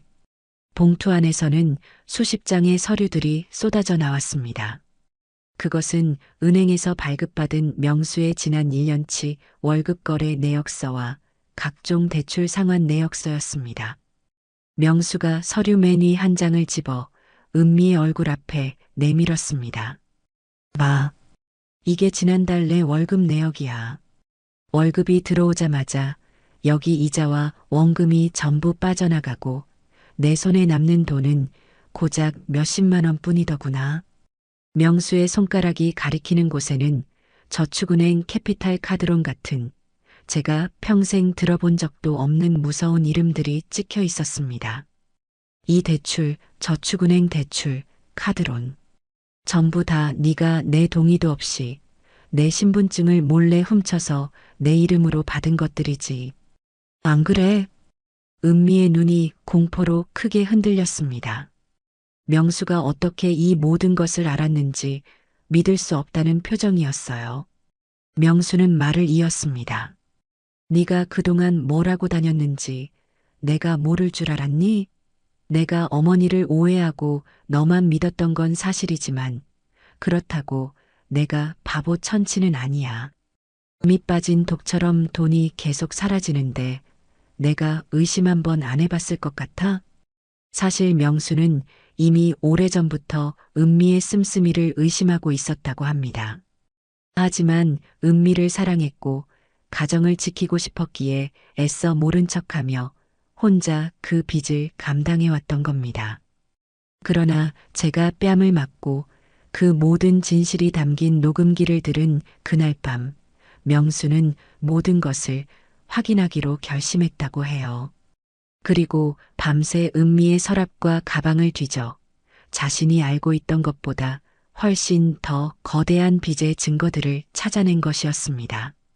네가 친구들이랑 호텔 가서 먹었다던 그 비싼 빙수, 그게 이 카드론으로 긁은 거였어. 네가 샀다고 나한테 자랑하던 그 명품 옷, 이 대부업체 돈이었고, 심지어 네가 우리 엄마, 내 어머니한테 용돈 드린다고 나한테 타갔던 그 돈까지 전부 다 네 사치품 사는데 들어갔더구나. 명수는 서류를 한 장 한 장 넘기며 은미의 거짓된 삶을 조목조목 폭로했습니다. 은미가 SNS에 자랑했던 모든 순간들이 사실은 빚으로 쌓아 올린 허상에 불과했다는 것이 만천하에 드러나는 순간이었습니다. 은미는 더 이상 아무런 변명도 하지 못하고 그 자리에 주저앉아 고개를 숙였습니다. 모든 것이 끝났다는 것을 그 아이 스스로도 깨달은 것이죠. 상황이 이렇게 되자 가장 먼저 태도를 바꾼 것은 사돈 부부였습니다. 안사돈이 며느리에게 달려가 등짝을 후려치며 소리쳤습니다. 너 정말이었어? 네가 정말 이 많은 빚을 다 졌다는 게야? 그럼 이 빚은 다 어떡하고? 사돈 부부의 얼굴에는 딸에 대한 걱정보다 저 빚더미가 혹시라도 자신들에게 넘어올까 두려워하는 기색이 역력했습니다. 저는 그런 그들을 향해 마지막 쐐기를 박았습니다. 걱정하지 마십시오, 사돈. 저 빚은 명수 이름으로 되어 있으니 법적으로는 명수가 갚아야 할 돈이 맞습니다. 하지만 저는 제 아들을 저 빚더미에 혼자 내버려 둘 생각이 없습니다. 제 말에 사돈 부부의 얼굴에 잠시 화색이 돌았습니다. 제가 며느리의 빚을 갚아주기라도 할 거라고 생각한 모양이었죠. 대신 저는 이 모든 증거를 가지고 서은미를 고소할 겁니다. 사문서 위조, 절도, 그리고 사기. 이 모든 죗값을 법정에서 똑똑히 치르게 만들겠습니다. 아마 합의금으로 받은 돈으로 아들 빚을 어느 정도는 갚을 수 있겠지요. 제 말이 끝나자 안사돈의 얼굴이 하얗게 질렸습니다. 딸이 빚을 진 사기꾼이 되는 것과 감옥에 갈 수도 있는 전과자가 되는 것은 차원이 다른 문제였으니까요. 사돈 부부는 그제야 사태의 심각성을 깨닫고 제게 매달리기 시작했습니다. 사돈, 제발 한 번만 용서해 주십시오. 저희가 다 잘못했습니다. 저희가 어떻게든 돈을 마련해서 빚을 갚을 테니 제발 고소만은 말아 주십시오. 하지만 저는 차갑게 고개를 저었습니다. 이미 엎질러진 물이었고 깨져버린 신뢰였습니다. 명수가 자리에서 일어나 모든 것이 끝났음을 선언했습니다. 이 집에서 당장 나가. 그리고 내 눈앞에서, 우리 어머니 눈앞에서 영원히 사라져. 아들의 목소리는 그 어떤 감정도 실려 있지 않아 오히려 더 무섭게 들렸습니다. 사돈 부부는 더 이상 아무 말도 하지 못하고 넋이 나간 사람처럼 주저앉아 있는 은미의 팔을 잡아 끌고 변호사 사무실을 나섰습니다. 문이 닫히고 길고 길었던 싸움이 드디어 끝났습니다. 저는 창밖을 내다보았습니다. 사돈 부부에게 질질 끌려가는 은미의 초라한 뒷모습이 보였습니다. 그 아이가 그토록 자랑하던 모든 것은 사라지고 이제 거대한 빚더미와 사기꾼이라는 주홍 글씨만이 남았을 뿐입니다. 저는 조용히 눈을 감았습니다. 제 뺨에 남았던 뜨거운 통증이 이제는 희미해져 가는 것 같았습니다. 사돈댁 식구들이 쫓겨나듯 변호사 사무실을 빠져나간 뒤 세상이 잠시 멈춘 것 같았습니다. 며느리였던 서은미는 마지막 순간까지도 제게 그리고 제 아들 명수에게 도끼 서린 눈빛을 거두지 않았지만 그 목소리는 더 이상 제게 아무런 상처도 주지 못했습니다. 마치 먼 나라에 알아들을 수 없는 언어처럼 그저 의미 없는 소음으로 귓가를 스쳐 지나갈 뿐이었죠. 이미 모든 것이 끝났다는 것을 제 온몸의 세포가 말해주고 있었기 때문입니다. 변호사가 일어나 우리에게 정중하게 인사를 하고 명수가 그 인사를 받으며 몇 가지 서류에 서명을 하는 동안 저는 유리창 너머의 세상을 물끄러미 바라보았습니다. 법원 밖은 여전히 바쁘게 돌아가고 있었습니다. 사람들은 웃고 떠들며 제 갈 길을 가고 있었고 자동차들은 꼬리를 물고 도로 위를 달리고 있었습니다. 저 소란스러운 세상 속에서 오직 우리만이 거대한 폭풍의 눈 한가운데에 갇혀 있다가 이제 막 빠져나온 기분이었습니다. 집으로 돌아오는 차 안에서 저와 아들 명수는 한참 동안 아무 말도 하지 않았습니다. 통쾌함이나 후련함 같은 감정은 이상하게도 느껴지지 않았습니다. 그 대신 큰 태풍이 휩쓸고 간 뒤에 무거운 피로감과 허탈함이 차 안의 공기를 가득 메우고 있었죠. 명수는 운전대만 쥔 채 굳은 표정으로 앞만 보고 있었습니다. 꽉 담은 입술과 핸들을 쥔 손등 위로 하얗게 돋아난 힘줄이 그 아이의 복잡한 심경을 대신 말해주고 있었습니다. 저는 그런 아들의 옆모습을 물끄러미 바라보았습니다. 지난 몇 년간 저는 저 얼굴에서 진짜 웃음을 본 기억이 거의 없었습니다. 늘 은미의 눈치를 살피고 저와 은미 사이에서 전전긍긍하며 지쳐있던 얼굴. 그리고 오늘 그 모든 굴레를 벗어던진 아들의 얼굴에는 시원함 대신 깊은 상처와 회한의 그늘이 드리워져 있었습니다. 집에 도착하여 현관문을 열고 들어서는 순간 우리는 그 자리에 얼어붙고 말았습니다. 며칠 전에 끔찍했던 흔적들이 우리가 떠났을 때와 똑같은 모습으로 우리를 맞이했기 때문입니다.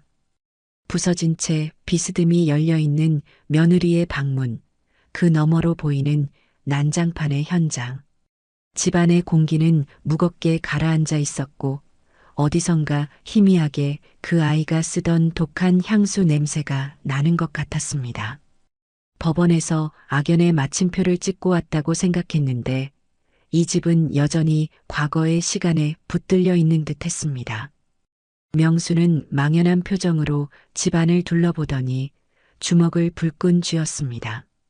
그 아이는 지쳐 있었지만 더 이상 도망치거나 외면하지 않았습니다. 그날 저녁 우리는 아무것도 치우지 않았습니다. 그럴 기운도 마음의 여유도 없었죠. 명수는 지친 저를 위해 부엌 한 구석에서 겨우 찾아낸 쌀로 흰죽을 쑤었습니다. 우리는 난장판이 된 거실 한가운데 작은 교자상을 펴고 마주 앉았습니다. 아무 반찬도 없는 뜨거운 흰죽을 우리는 아주 오랫동안 말없이 떠먹었습니다. 그것은 허기진 배를 채우는 행위이자 서로의 지친 영혼을 위로하는 엄숙한 의식이었습니다. 바로 그 순간 정막을 깨고 명수의 휴대폰이 날카롭게 울렸습니다. 화면에는 발신자 표시 제한이라는 6글자가 떠 있었습니다. 불길한 예감이 제 등골을 서늘하게 스쳤습니다. 명수는 잠시 망설이다가 이내 결심한 듯 제 앞에서 스피커폰으로 전화를 받았습니다. 여보세요. 수화기 너머에서는 잠시 아무 소리도 들리지 않았습니다. 그러다 이내 한 번도 들어본 적 없는 귀에 거슬리는 남자의 목소리가 나른하게 흘러나왔습니다. 김명수 씨 되시죠? 서은미 씨 남편분. 누구신데 그러십니까? 그리고 그 사람, 이제 제 아내 아닙니다. 명수의 목소리는 차갑고 단호했습니다. 그러자 전화기 너머의 남자가 비웃음이 섞인 소리를 냈습니다. 그러신가. 이혼하셨나 봐? 그런데 말이야, 서류상으로 남남이 된다고 해서 같이 살던 전까지 없어지는 건 아니지 않나? 집사람 빚은 남편이 갚는 게 당연한 이치고 그게 우리나라 전통 미풍양속 아니겠어? 무슨 말씀이신지 모르겠습니다. 용건건만 간단히 하시죠. 용건건은 간단해. 우리 은미 씨가 우리 회사에서 돈을 좀 빌렸었거든. 액수가 좀 돼. 그 돈 받으러 가야 하는데 은미 씨가 전화를 안 받네? 그래서 남편분한테 먼저 예의상 연락드린 거야. 조만간 얼굴 한번 봅시다. 차 마시면서 좋게 좋게 이야기 풀어보자고. 그 말을 끝으로 남자는 일방적으로 전화를 끊었습니다. 뚜뚜뚜. 끊어진 통화음 소리가 우리에게 새로운 재앙이 시작되었음을 알리는 불길한 서곡처럼 들렸습니다. 명수의 얼굴은 하얗게 질려 있었습니다. 저 역시 심장이 얼음물에 담긴 것처럼 차갑게 식어버렸습니다. 서은미가 남기고 간 것은 비단 상처와 배신감뿐만이 아니었습니다. 그 아이는 자신의 인생을 파멸시킨 것도 모자라 우리 모자의 삶까지 끌어들이려는 악마의 그림자를 이 집에 남겨두고 떠난 것이었습니다. 불길한 낌새에 저와 명수는 그날 밤 잠을 이룰 수가 없었습니다. 우리는 마치 무엇에 홀린 사람들처럼 서은미가 남기고 간 짐들을 다시 뒤지기 시작했습니다. 단순한 대청소가 아니었습니다. 그것은 우리에게 닥쳐올지 모를 또 다른 위협의 실체를 찾아내기 위한 필사적인 수색이었습니다. 옷가지와 화장품 더미를 치우고 서랍장 깊숙한 곳을 살피던 중이었습니다. 명수가 서랍 맨 아래 낡은 잡지들 밑에 깔려있던 누런 서류 봉투 하나를 발견했습니다. 봉투 안에는 우리가 지금껏 보지 못했던 새로운 종류의 문서가 들어 있었습니다. 그것은 은행이나 캐피탈 같은 제도권 금융회사의 서류가 아니었습니다. 조잡한 종이에 빨간색 인주로 대부 계약서라고 찍혀 있는 한눈에 보기에도 불길한 기운이 느껴지는 사채 계약서였습니다. 내용은 더욱 충격적이었습니다. 은미는 우리가 상상했던 것보다 훨씬 더 큰 금액의 돈을 말도 안 되는 이율로 빌려 쓰고 있었습니다. 하지만 우리를 진짜 절망에 빠뜨린 것은 계약서 맨 아래에 있는 연대보증인 서명란이었습니다. 그곳에는 비록 어설픈 글씨체였지만 명백히 제 아들 김명수의 이름 석자와 도장이 찍혀 있었습니다. 물론 그 서명과 도장은 은미가 몰래 위조한 것이 틀림없었습니다. 어머니, 이게 대체... 명수는 계약서를 쥔 채 공포와 분노가 뒤섞인 목소리로 말했습니다. 저는 그 서류를 빼앗아 들고 제 눈으로 직접 확인하고 나서야 상황이 우리가 생각했던 것보다 훨씬 더 심각하다는 것을 깨달았습니다. 은미는 단순히 빚을 진 것이 아니었습니다. 우리 모자를 빠져나올 수 없는 지옥의 구렁텅이로 함께 끌고 들어가려는 작정을 했던 겁니다. 바로 그때 현관문 초인종이 울렸습니다. 이 새벽에 찾아올 사람은 아무도 없었습니다. 저와 명수는 숨을 죽인 채 서로의 얼굴만 쳐다보았습니다. 초인종은 끈질기게 그리고 점점 더 거칠게 울렸습니다.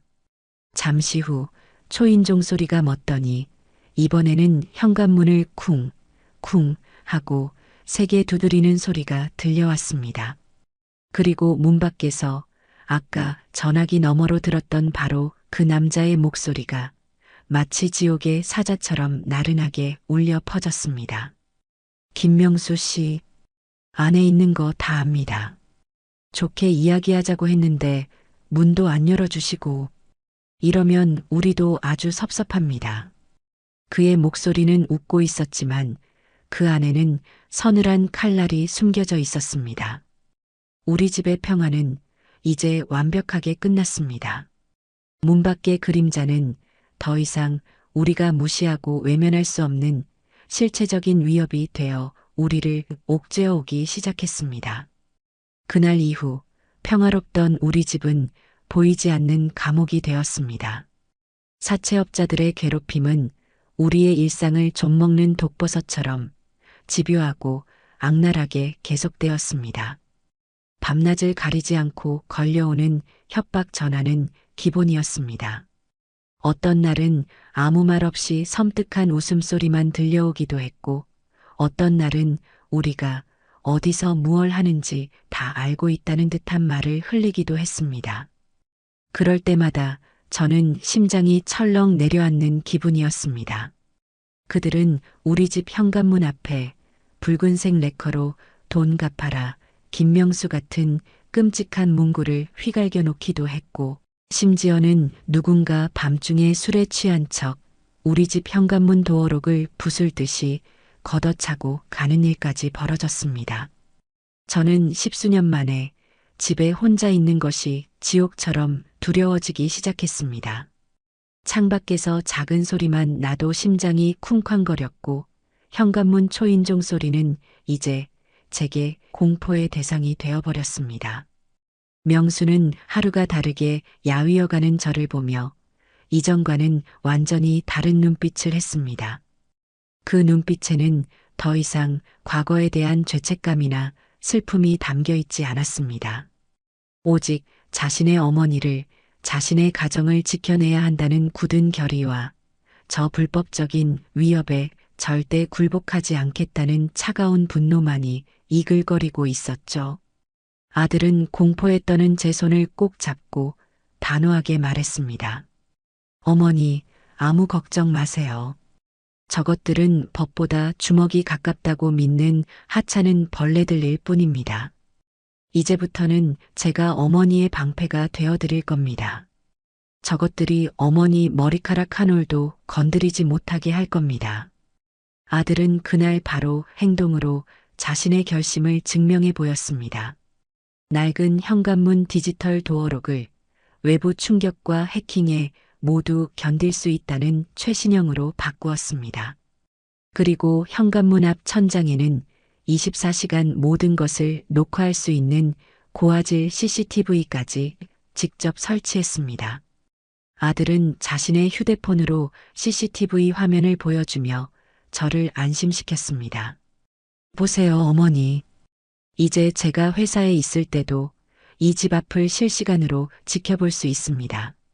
수상한 사람이 나타나면 즉시 경찰에 신고할 겁니다. 그뿐만이 아니었습니다. 아들은 제가 혼자 시장에 가는 것조차 허락하지 않았습니다. 장을 봐야 할 때는 퇴근 후에 반드시 저와 함께 동행했고, 제가 병원에 가야 할 때는 회사에 반차까지 내가며 저를 데리고 다녔습니다. 아들은 문자 그대로 제 앞을 막아선 굳건한 방패가 되어주었습니다. 저는 아들의 그런 모습이 든든하면서도 한편으로는 가슴이 아팠습니다. 저 때문에 제 아들이 평범한 일상을 포기하고 마치 전쟁터에 나선 군인처럼 살아가고 있었으니까요. 모든 것이 제가 그 못된 며느리를 집안에 들인 탓인 것만 같아 아들에게 미안한 마음을 금할 수가 없었습니다. 하지만 그들의 악랄함은 우리의 방어벽을 비웃기라도 하듯 상상을 초월하는 방식으로 우리의 삶을 파고들었습니다. 집 앞에서 더 이상 소란을 피울 수 없게 되자 그들은 가장 치명적인 장소를 다음 공격 목표로 삼았습니다. 바로 명수가 평생을 바쳐 일해온 직장이었습니다. 그날은 회사에서 아주 중요한 프로젝트 발표가 있는 날이었습니다. 명수는 며칠 밤을 새워가며 준비한 발표를 성공적으로 마쳤고 상사와 동료들의 칭찬을 받으며 사무실로 복귀하던 중이었다고 합니다. 바로 그때 회사 로비에서 소란이 벌어졌습니다. 험상궂은 인상의 남자 대여섯 명이 회사 안내데스크에서 행패를 부리고 있었습니다. 그들은 바로 우리를 괴롭히던 그 사채업자들이었습니다. 그들은 회사 보안 요원들의 재질을 뿌리치고 로비 한가운데에 버티고 서서 확성기까지 꺼내 들고 소리치기 시작했습니다. 여러분, 이 회사의 김명수 부장을 아십니까? 이 사람이 자기 아내를 시켜서 우리 같은 서민들의 피 같은 돈을 떼먹고 지금 나 몰라라 하고 있습니다. 이런 파렴치한 사람이 여러분의 동료이자 이 회사의 간부입니다. 이런 사람을 믿고 이 회사의 물건을 살 수 있겠습니까? 그들의 외침은 회사 로비 전체에 울려 퍼졌습니다. 점심시간이라 로비를 지나던 수백 명의 직원들과 회사에 방문한 외부 손님들까지 모두가 그 광경을 경악과 흥미가 뒤섞인 눈으로 쳐다보았습니다. 명수는 순식간에 회사 전체의 구경거리가 되었고 회사 이미지는 땅에 떨어졌습니다. 그들은 거기서 멈추지 않고 미리 준비해 온 유인물을 로비에 있던 사람들에게 마구잡이로 뿌렸습니다. 유인물에는 명수의 얼굴 사진과 함께 악덕 채무자, 사기꾼 부부 같은 끔찍한 단어들이 적혀 있었습니다. 명수는 참을 수 없는 모멸감에 주먹을 불끈 쥐었지만 그들을 상대로 똑같이 소리를 지르거나 물리력을 행사할 수는 없었습니다. 그것이야말로 그들이 원하는 그림이었으니까요. 결국 사태의 심각성을 파악한 회사 임원까지 내려오고 경찰이 출동하고 나서야 소란은 겨우 마무리되었습니다. 사채업자들은 경찰서로 연행되면서까지 명수를 향해 오늘 일은 예고편일 뿐이야. 두고 봐. 라며 악을 썼다고 합니다. 그날 저녁 집으로 돌아온 아들의 얼굴은 제가 평생 본 적 없는 잿빛이었습니다. 어깨는 축 처져 있었고 눈은 텅 비어 있었습니다. 아들은 소파에 주저앉아 아주 오랫동안 아무 말도 하지 않았습니다. 저는 그런 아들의 등을 그저 말없이 쓸어주는 것밖에는 할 수가 없었죠. 잠시 후 명수가 힘없는 목소리로 말했습니다. 어머니, 저 회사에서 대기 발령 조치를 받았습니다. 뭐, 그게 무슨 말이냐? 회사 이미지를 실추시킨 책임을 물어서요. 개인적인 문제를 원만하게 해결하기 전까지는 회사에 출근하지 말라고 하더군요. 사실상 해고나 다름없는 겁니다. 아들의 목소리가 절망으로 떨리고 있었습니다. 평생을 바쳐 쌓아 올린 모든 것이 한순간에 무너져 내린 것입니다. 서은미라는 악마가 남기고 간 그림자는 우리의 평범한 일상을 파괴한 것을 넘어 이제 제 아들의 인생 자체를 뿌리째 흔들고 있었습니다.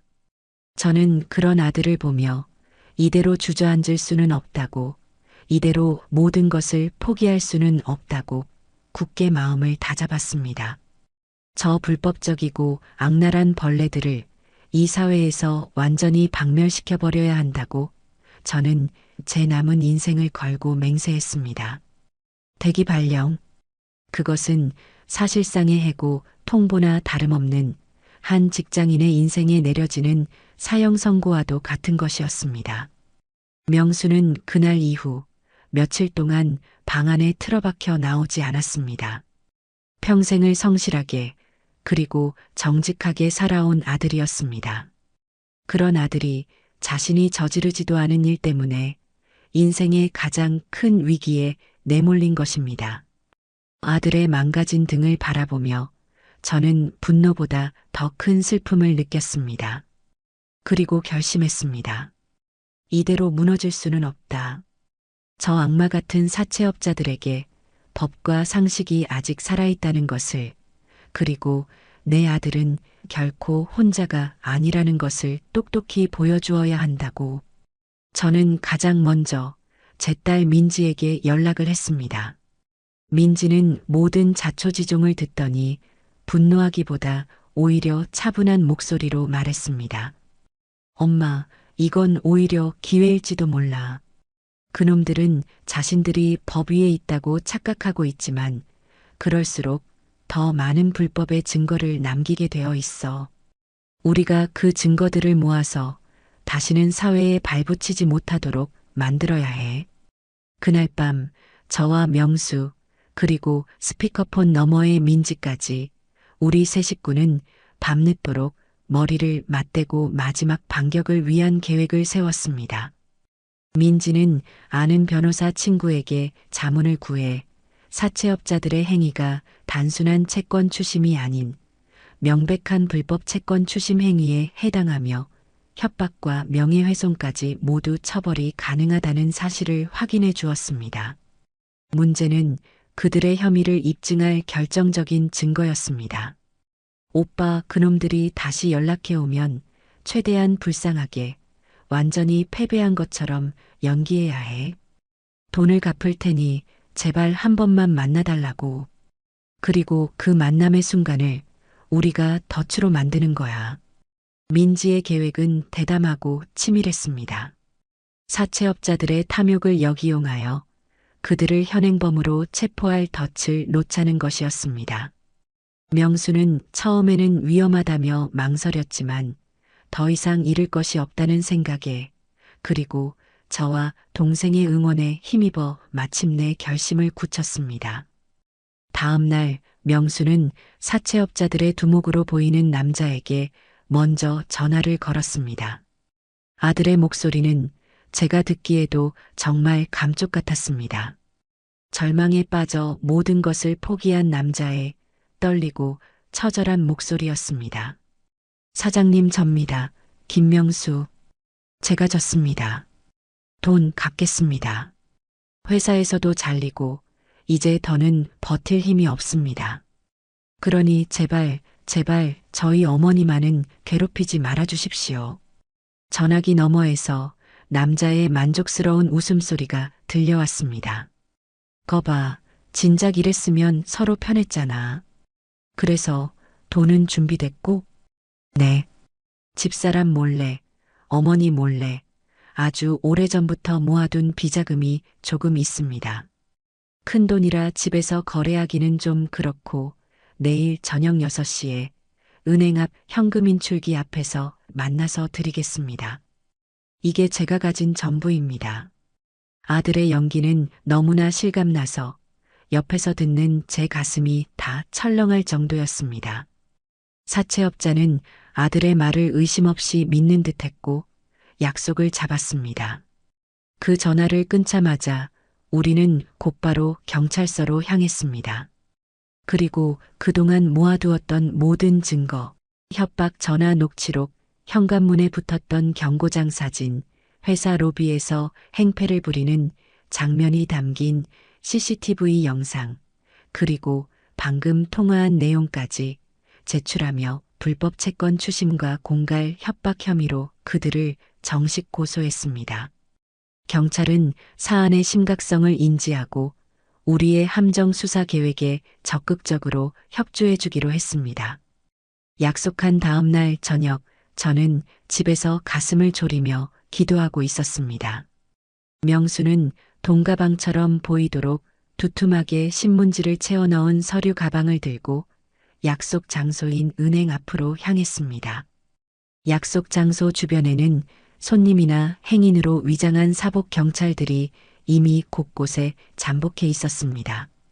잠시 후 약속 시간이 되자 익숙한 얼굴의 남자 2명이 의기양양한 표정으로 나타났습니다. 그들은 명수에게 다가와 주변을 경계하며 낮은 목소리로 말했습니다. 돈은 가져왔나? 명수는 말없이 서류 가방을 열어 신문지로 채워진 위쪽을 살짝 보여주었습니다. 그들은 만족스러운 듯 고개를 끄덕이고는 가방을 빼앗아 들었습니다. 그리고는 명수의 어깨를 툭툭 치며 비웃듯이 말했습니다. 그래, 진작 이렇게 나왔어야지. 그런데 말이야, 이걸로는 원금도 안 되는 거 알지? 이자는 앞으로도 계속 불어날 테니 앞으로도 오늘처럼 얌전히 협조하라고. 알았어? 바로 그 순간이었습니다. 그들이 돈가방을 손에 쥐고 명백한 협박 발언을 하는 바로 그 순간, 주변에 잠복해 있던 경찰들이 순식간에 그들을 덮쳤습니다. 움직이지 마. 불법 채권 추심 및 공갈 협박 혐의로 당신들을 현행범으로 체포합니다. 사채업자들은 저항 한번 제대로 하지 못하고 순식간에 제압당했습니다. 그들의 손목에 차가운 수갑이 채워지는 순간 저는 CCTV 화면을 통해 그 모든 광경을 지켜보고 있었습니다. 한때 법 위에 군림하는 듯 보였던 그들의 오만하고 괴팍한 모습은 온데간데 없고 법의 심판 앞에 무력하게 끌려가는 초라한 범죄자의 모습만이 남아 있었습니다. 명수는 그 모든 광경을 자신의 휴대폰 카메라로 똑똑히 담고 있었습니다. 그 영상은 그들의 죄를 입증할 또 하나의 결정적인 증거가 될 터였습니다. 한바탕 소동이 끝나고 명수는 경찰서에서 참고인 조사를 마친 뒤에야 집으로 돌아왔습니다. 아들의 얼굴은 피곤해 보였지만 그 눈빛은 그 어느 때보다도 강하고 깊게 빛나고 있었습니다. 아들은 저와 민지에게 짧은 문자 메시지 하나를 보냈습니다. 끝났어. 그 세 글자에 우리 가족을 짓누르던 길고 길었던 악몽이 드디어 끝났음을 실감할 수 있었습니다. 사채업자들이 경찰의 손에 이끌려 사라진 그날 밤, 집으로 돌아온 아들 명수의 얼굴은 제가 평생 본 적 없는 낯선 표정이었습니다. 지독한 피로와 안도감, 그리고 스스로의 힘으로 거대한 폭풍을 잠재운 자의 굳건한 자신감이 그 얼굴에 뒤섞여 있었죠. 우리는 그날 밤 아주 오랜만에 두 발 뻗고 편안하게 잠을 잤습니다. 더 이상 밤중에 울리는 전화벨 소리에 심장이 철렁 내려앉을 필요도, 현관문 밖의 작은 소리에 귀를 기울일 필요도 없었습니다. 고요함이 얼마나 달콤하고 소중한 것인지 저는 그날 밤 10수년 만에 처음으로 깨달은 것 같았습니다. 다음 날 아침 명수는 평소보다 조금 이른 시간에 양복을 챙겨 입었습니다. 대기 발령 상태라 회사에 나가지 않아도 되었지만 아들의 표정은 그 어느 때보다도 비장해 보였습니다. 어머니, 저 회사에 좀 다녀와야겠습니다. 저는 혹시라도 아들이 사직서를 내러 가는 것은 아닌가 싶어 덜컥 겁이 났습니다. 아니, 명수야. 왜 갑자기 무슨 안 좋은 생각이라도 하는 것이냐? 명수는 제 어깨를 부드럽게 감싸며 저를 안심시켰습니다. 아닙니다, 어머니. 그런 거 아니에요. 그저 제가 시작한 일을 제 손으로 매듭 지으러 가는 겁니다. 모든 것을 제자리로 돌려놓아야지요. 아들이 집을 나선 뒤 저는 가슴을 졸이며 초조하게 시간을 보냈습니다. 1시간, 2시간이 흐르고 점심때가 다 되어서야 명수에게서 전화가 왔습니다. 아들의 목소리는 이상할 정도로 차분했습니다. 어머니, 지금 회사 로비에 와 있습니다. 잠시 후에 인사팀장님과 면담이 있습니다. 아마 오늘 모든 것이 결정될 것 같습니다.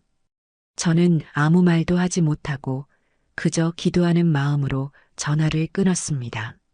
제 아들이 평생을 바친 직장이었습니다. 그 모든 노력이 서은미라는 악연 때문에 물거품이 될 수는 없는 노릇이었습니다. 명수는 나중에야 그날의 이야기를 제게 자세히 들려주었습니다. 아들은 회사에 도착하자마자 자신의 상사에게 먼저 면담을 요청했다고 합니다. 그리고 그 자리에서 지난 며칠간 있었던 모든 일들을 담담하게 털어놓았다고 해요. 서은미와의 이혼 과정, 명의를 도용당한 사채 문제, 그리고 어젯밤 경찰과 함께 불법 사채 조직을 검거한 일까지. 명수는 그 어떤 변명이나 읍소도 하지 않았습니다. 그저 개인적인 문제로 회사에 큰 누를 끼치게 되어 진심으로 죄송합니다. 회사의 어떤 처분이라도 달게 받겠습니다. 라고 말하며 깊이 고개를 숙였다고 합니다. 보고를 받은 상사는 한참 동안 말이 없다가 명수에게 잠시 기다리라고 말하고는 어디론가 급하게 전화를 걸었다고 합니다. 잠시 후 명수는 비서실의 안내를 받아 평소에는 얼굴 한번 뵙기 힘든 회사의 가장 높은 임원실로 불려갔습니다. 명수는 그 순간 모든 것이 끝났다고, 이제 정말 해고당하는 일만 남았다고 생각하며 무거운 발걸음을 옮겼다고 해요. 임원실의 두꺼운 문을 열고 들어서자 인자하지만 위험 있는 표정의 임원과 조금 전 면담했던 상사 그리고 인사팀장까지 모두 그 자리에 앉아 있었습니다. 명수는 그들 앞에 서서 마지막 인사를 할 준비를 하고 있었죠. 그런데 가장 높은 임원이 자리에서 일어나 뜻밖의 말을 건넸다고 합니다. 김명수 부장, 미안하네. 명수는 제 귀를 의심했습니다. 네, 무엇을? 임원은 따뜻한 미소를 지으며 명수의 어깨를 두드렸습니다. 회사가 자네를 지켜주지 못해서 미안하다는 뜻일세. 자네가 그런 끔찍한 일을 겪고 있는 동안 회사는 자네를 믿고 보호해주기는커녕 대기 발령이라는 무책임한 조치로 자네를 더 큰 위기로 내몰았어. 오늘 아침 경찰서에서 우리 회사로 공식적으로 연락이 왔네. 김명수 부장이 불법 사채 조직 검거에 결정적인 공을 세운 용감한 시민이라고 표창을 수여할 예정이라고 말이야. 그 전화를 받고 나서야 우리는 우리가 얼마나 큰 실수를 했는지 깨달았다네. 임원은 인사팀장을 향해 고갯짓을 했습니다. 인사팀장이 자리에서 일어나 명수에게 정식으로 고개를 숙이며 사과했습니다. 김명수 부장님, 정말 죄송합니다. 대기 발령 조치는 오늘부로 즉시 철회하겠습니다. 그리고 이번 일로 부장님께서 입으신 정신적, 물질적 피해에 대해 회사가 어떤 식으로든 보상할 수 있는 방안을 찾아보겠습니다. 명수는 그 순간 아무 말도 할 수가 없었다고 합니다. 벼랑 끝이라고 생각했던 곳이 사실은 새로운 시작을 위한 전환점이었던 겁니다. 임원은 명수에게 다시 한번 따뜻하게 말했습니다. 김 부장, 나는 자네 같은 사람을 우리 회사의 직원으로 둔 것이 아주 자랑스럽네. 어려운 상황 속에서도 비겁하게 도망치거나 타협하지 않고 정면으로 맞서 싸워 이겨낸 자네의 용기와 책임감은 우리 회사의 모든 임직원들이 본받아야 할 모습이야. 그러니 이제 아무 걱정 말고 떳떳하게 자네의 자리로 돌아가게. 자네의 동료들이 모두 자네를 기다리고 있을 걸세. 그날 오후 명수는 자신의 자리로 복귀했습니다. 아들이 사무실로 들어서는 순간 모든 동료들이 약속이라도 한 듯이 자리에서 일어나 뜨거운 박수갈채를 보내주었다고 합니다. 그 어떤 위로의 말보다도 그 박수 소리 하나가 명수의 마음에 남았던 모든 상처를 깨끗이 씻어주었다고 해요. 명수는 동료들을 향해 깊이 허리를 숙여 인사했습니다. 전화위복. 위기가 오히려 기회가 되어 명수는 직장에서의 신뢰와 명예를 완벽하게 회복한 것을 넘어 이전보다 훨씬 더 단단하고 존경받는 사람으로 거듭나게 된 것입니다. 그날 저녁 집으로 돌아온 아들의 얼굴은 제가 결혼식 날 보았던 그 표정보다도 훨씬 더 밝고 행복해 보였습니다. 저는 그런 아들을 위해 그동안 묵혀두었던 가장 좋은 술을 한 병 꺼냈습니다. 바로 그때 제 휴대폰이 울렸습니다. 화면에는 아주 오랜만에 보는 이름이 떠 있었습니다. 사돈어른이었습니다. 저는 잠시 망설이다가 명수를 쳐다보았습니다. 명수는 아무 말 없이 고개를 끄덕였죠. 저는 조용히 통화 버튼을 눌렀습니다. 전화기 너머에서는 한참 동안 아무 소리도 들리지 않았습니다. 그저 한 늙은 남자의 거친 숨소리와 억눌린 흐느낌만이 희미하게 들려올 뿐이었죠. 제가 먼저 입을 열었습니다. 여보세요. 잠시 후 겨우 목소리를 가다듬은 듯한 사돈어른의 목소리가 떨리며 들려왔습니다. 사부인 접니다. 은미애비 되는 놈입니다. 알고 있습니다. 어제 경찰서에서 연락을 받았습니다. 우리 딸이 그 무서운 사채까지 끌어다 썼다는 사실을 그때야 알았습니다. 그리고 그 모든 빚의 보증인으로 김서방 이름을 도용했다는 것도 전부 다 알게 되었습니다. 사돈어른의 목소리가 다시 울음에 잠겼습니다. 그는 한참을 오열하다가 겨우 말을 이었습니다. 내가 죽일 놈입니다. 내가 자식을 잘못 키워서 귀한 댁의 아드님 인생을 망치고 김 여사님 가슴에 피멍을 들게 했습니다. 제가 평생을 지은 죄를 어떻게 갚아야 할지 정말 면목이 없습니다. 죄송합니다. 정말 죄송합니다. 그것은 변명도 책임 회피도 아니었습니다. 모든 것을 잃고 나서야 비로소 자신의 잘못을 깨달은 한 아버지의 진심 어린 참회였습니다. 저는 그 울음 섞인 사죄를 묵묵히 끝까지 들었습니다. 그리고는 아주 조용히 하지만 분명한 목소리로 말했습니다. 자식 키우는 것이 참 마음대로 안 되는 일이지요. 이제 그만 우시고 기운 차리십시오. 살아있는 사람은 어떻게든 살아야 하지 않겠습니까? 저는 그 말을 끝으로 조용히 전화를 끊었습니다. 그것으로 우리는 사돈댁과의 길고 길었던 악연에 완전한 마침표를 찍었습니다. 용서나 화해는 아니었습니다. 그저 서로의 삶에 더 이상 관여하지 않겠다는 무언의 약속 같은 것이었죠. 모든 위협이 사라지고 모든 관계가 정리되고 나서야 저와 명수는 비로소 진짜 대청소를 시작할 수 있었습니다. 우리는 집안의 묵은 먼지를 털어내며 지난 시간의 아픈 기억들도 함께 털어냈습니다. 텅 비어버린 며느리의 방을 보며 우리는 더 이상 아파하거나 분노하지 않았습니다. 그곳은 이제 새로운 희망과 어머니인 저의 새로운 인생을 채워 넣을 깨끗하고 소중한 빈 공간이 되었으니까요. 모든 폭풍이 완벽하게 지나가고 우리 집에는 마치 거짓말처럼 평온한 일상이 찾아왔습니다. 아침이면 창문으로 따사로운 햇살이 쏟아져 들어왔고 집안은 제가 좋아하는 구수한 된장찌개 냄새와 갓 지은 밥 냄새로 가득 찼습니다. 아들 명수는 예전보다 말수는 줄었지만 그 표정은 훨씬 더 깊고 편안해졌습니다. 우리는 더 이상 과거의 상처를 들추어내거나 서로의 눈치를 살피지 않았습니다. 그저 물 흐르듯 자연스럽게 서로의 존재를 묵묵히 지지하며 하루하루를 살아갔습니다. 그것이 진정한 가족의 모습이라는 것을 저는 아주 오랜 시간이 흐른 뒤에야 깨닫게 되었습니다. 명수는 약속대로 주말을 이용해 텅 비었던 그 방을 완벽하게 저만의 서재로 꾸며주었습니다.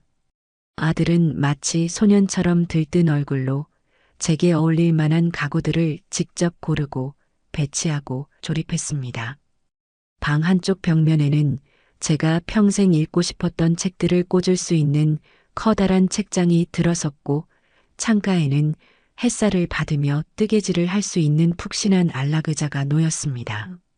그리고 방 중앙에는 제가 언제든 제 인생의 이야기를 써내려갈 수 있는 튼튼하고 넓은 원목 책상이 자리를 잡았죠. 그 방에 들어설 때마다 저는 더 이상 과거의 악몽을 떠올리지 않았습니다. 대신 제게 주어진 남은 인생을 어떻게 채워나가야 할지 설레는 마음으로 계획을 세우곤 했습니다. 그렇게 모든 것이 제자리를 찾아가던 어느 주말 저녁, 저는 아들을 위해 아주 특별한 만찬을 준비하기로 결심했습니다. 메뉴는 당연히 갈비찜이었습니다. 한때 우리 집안의 모든 불행과 갈등의 시작점이었던 바로 그 음식이었죠. 하지만 이제는 달랐습니다. 예전처럼 아픈 기억을 억지로 덮어쓰기 위해서가 아니었습니다. 모든 시련을 이겨내고 마침내 진정한 평화를 되찾은 우리 모자의 용기와 지혜를 축하하기 위한 당당하고 기쁜 승리의 만찬이었습니다. 저는 그날 오후 아주 즐거운 마음으로 시장에 갔습니다. 정육점 주인은 제 얼굴이 환해졌다며 덕담을 건넸고 저는 가장 좋은 갈빗대를 넉넉하게 끊었습니다. 집으로 돌아와 저는 마치 중요한 제사를 준비하듯 정성을 다해 음식을 준비했습니다. 고기의 핏물을 빼고 기름기를 걷어내고 가장 좋은 재료들로 양념장을 만들었습니다.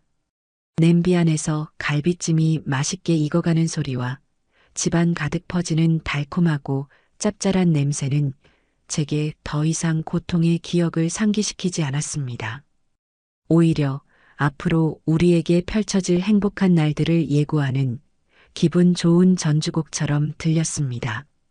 저녁 식사 시간이 되어 식탁에 마주 앉은 아들은 김이 모락모락 피어오르는 갈비찜을 보고 잠시 말이 없었습니다. 아들도 저처럼 이 음식이 우리에게 어떤 의미를 갖는지 잘 알고 있는 듯 했죠. 우리는 아무 말 없이 서로의 눈을 한번 마주보고 희미하게 미소 지었습니다. 그리고는 조용히 식사를 시작했습니다. 제가 먼저 가장 부드럽고 살이 실하게 붙은 갈빗대 하나를 집어 아들의 밥그릇 위에 올려주었습니다. 아들은 그것을 받아들고 아주 천천히 마치 세상에서 가장 귀한 음식을 맛보듯 입안으로 가져갔습니다. 한참을 음미하던 아들이 마침내 수저를 내려놓고 저를 바라보았습니다. 아들의 눈가가 촉촉하게 젖어 있었습니다. 어머니 정말 맛있습니다. 저는 웃으며 대답했습니다. 그래, 다행이구나. 내 입맛에 맞으니. 아들은 고개를 저었습니다. 아니요, 어머니. 그냥 맛있는 게 아닙니다. 예전에는 그 사람과 함께 이 음식을 먹을 때는 아무 맛도 느껴지지 않았습니다. 그런데 지금은 이 갈비찜에서 어머니의 마음이 느껴집니다. 저를 위해 얼마나 많은 시간과 정성을 쏟으셨는지 이 고기 한 점에 전부 다 담겨 있는 것 같습니다. 바로 그때였습니다. 명수가 자리에서 일어나 찬장에서 제가 아껴두었던 작은 술병과 술잔 2개를 가져왔습니다.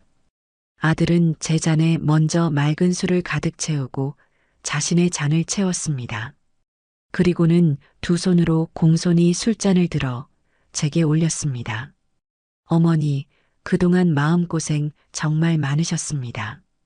이 못난 아들, 사람 만들어주셔서 정말 감사합니다. 아들의 목소리가 미세하게 떨리고 있었습니다. 제가 어리석어 어머니를 외롭게 해드렸던 지난 시간들을 평생 반성하며 살겠습니다. 그리고 앞으로는 제가 평생 어머니의 가장 든든한 아들이자 이 집에 흔들리지 않는 가장이 되어드리겠습니다. 그러니 어머니께서는 이제 아무 걱정 마시고 그저 편안하고 행복하게 어머니의 인생을 즐기십시오. 제가 모든 것을 지켜드리겠습니다. 아들의 얼굴은 제가 평생 봐왔던 그 어떤 모습보다도 듬직하고 믿음직스러웠습니다. 저는 가슴 깊은 곳에서부터 뜨거운 무언가가 울컥하고 솟아오르는 것을 느꼈습니다. 저는 눈물을 애써 참으며 제 앞에 놓인 술잔을 들었습니다. 그래, 아들아. 내가 있어. 이 어미는 더 바랄 것이 없다. 우리의 새로운 시작을 위하여. 우리는 말없이 술잔을 부딪혔습니다. 쨍 하고 맑게 부딪히는 술잔 소리가 우리 가족의 새로운 출발을 축하하는 축포 소리처럼 들렸습니다. 식사를 마치고 설거지를 하는 제 등 뒤로 명수가 조용히 다가왔습니다. 그리고는 제 손에서 고무장갑을 벗겨내고 저를 식탁 의자에 앉혔습니다. 어머니, 이제 이런 일은 제가 하겠습니다. 어머니께서는 편히 쉬고 계세요. 아들은 서툰 솜씨지만 정성껏 그릇을 닦기 시작했습니다. 저는 그런 아들의 넓은 등 뒤를 세상에서 가장 행복한 미소로 바라보고 있었습니다. 설거지를 마친 뒤 저는 후식으로 과일을 내오기 위해 냉장고로 향했습니다. 시원한 배를 한 접시 꺼내고 저는 아무 생각 없이 습관처럼 냉장고 문을 닫았습니다. 딸깍, 둔탁하면서도 경쾌한 그 기분 좋은 소리가 그날따라 유독 제 마음에 깊은 평화와 안도감을 주었습니다. 모든 소음의 시작이었던 저 냉장고 문이 이제는 제게 세상에서 가장 평화로운 소리를 들려주고 있었습니다. 더 이상 문이 열려 있을까 걱정하며 신경을 곤두세울 필요도, 그로 인해 누군가와 얼굴을 붉힐 필요도 없었습니다. 모든 것이 완벽하게 제자리를 찾은 것입니다.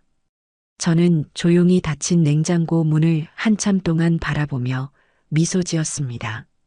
길고 길었던 폭풍이 지나가고 드디어 우리 집에 누구도 흔들 수 없는 단단하고 진짜 평화가 찾아왔습니다. 저는 거실에서 편안한 얼굴로 텔레비전을 보며 웃고 있는 아들을 바라보았습니다. 그리고 새로 생긴 제 서재를 바라보았죠. 모든 것이 고요하고 따뜻하고 평화로웠습니다. 저는 창가로 다가가 밖을 내다보았습니다. 어느새 세상은 짙은 어둠에 잠겨 있었고 아파트 단지의 가로등 불빛만이 보석처럼 따뜻하게 빛나고 있었습니다. 저는 그 불빛을 보며 조용히 다짐했습니다. 내일은 오늘보다 분명 더 행복할 것이라고. 그리고 그 행복을 이제는 그 누구에게도 빼앗기지 않을 것이라고요.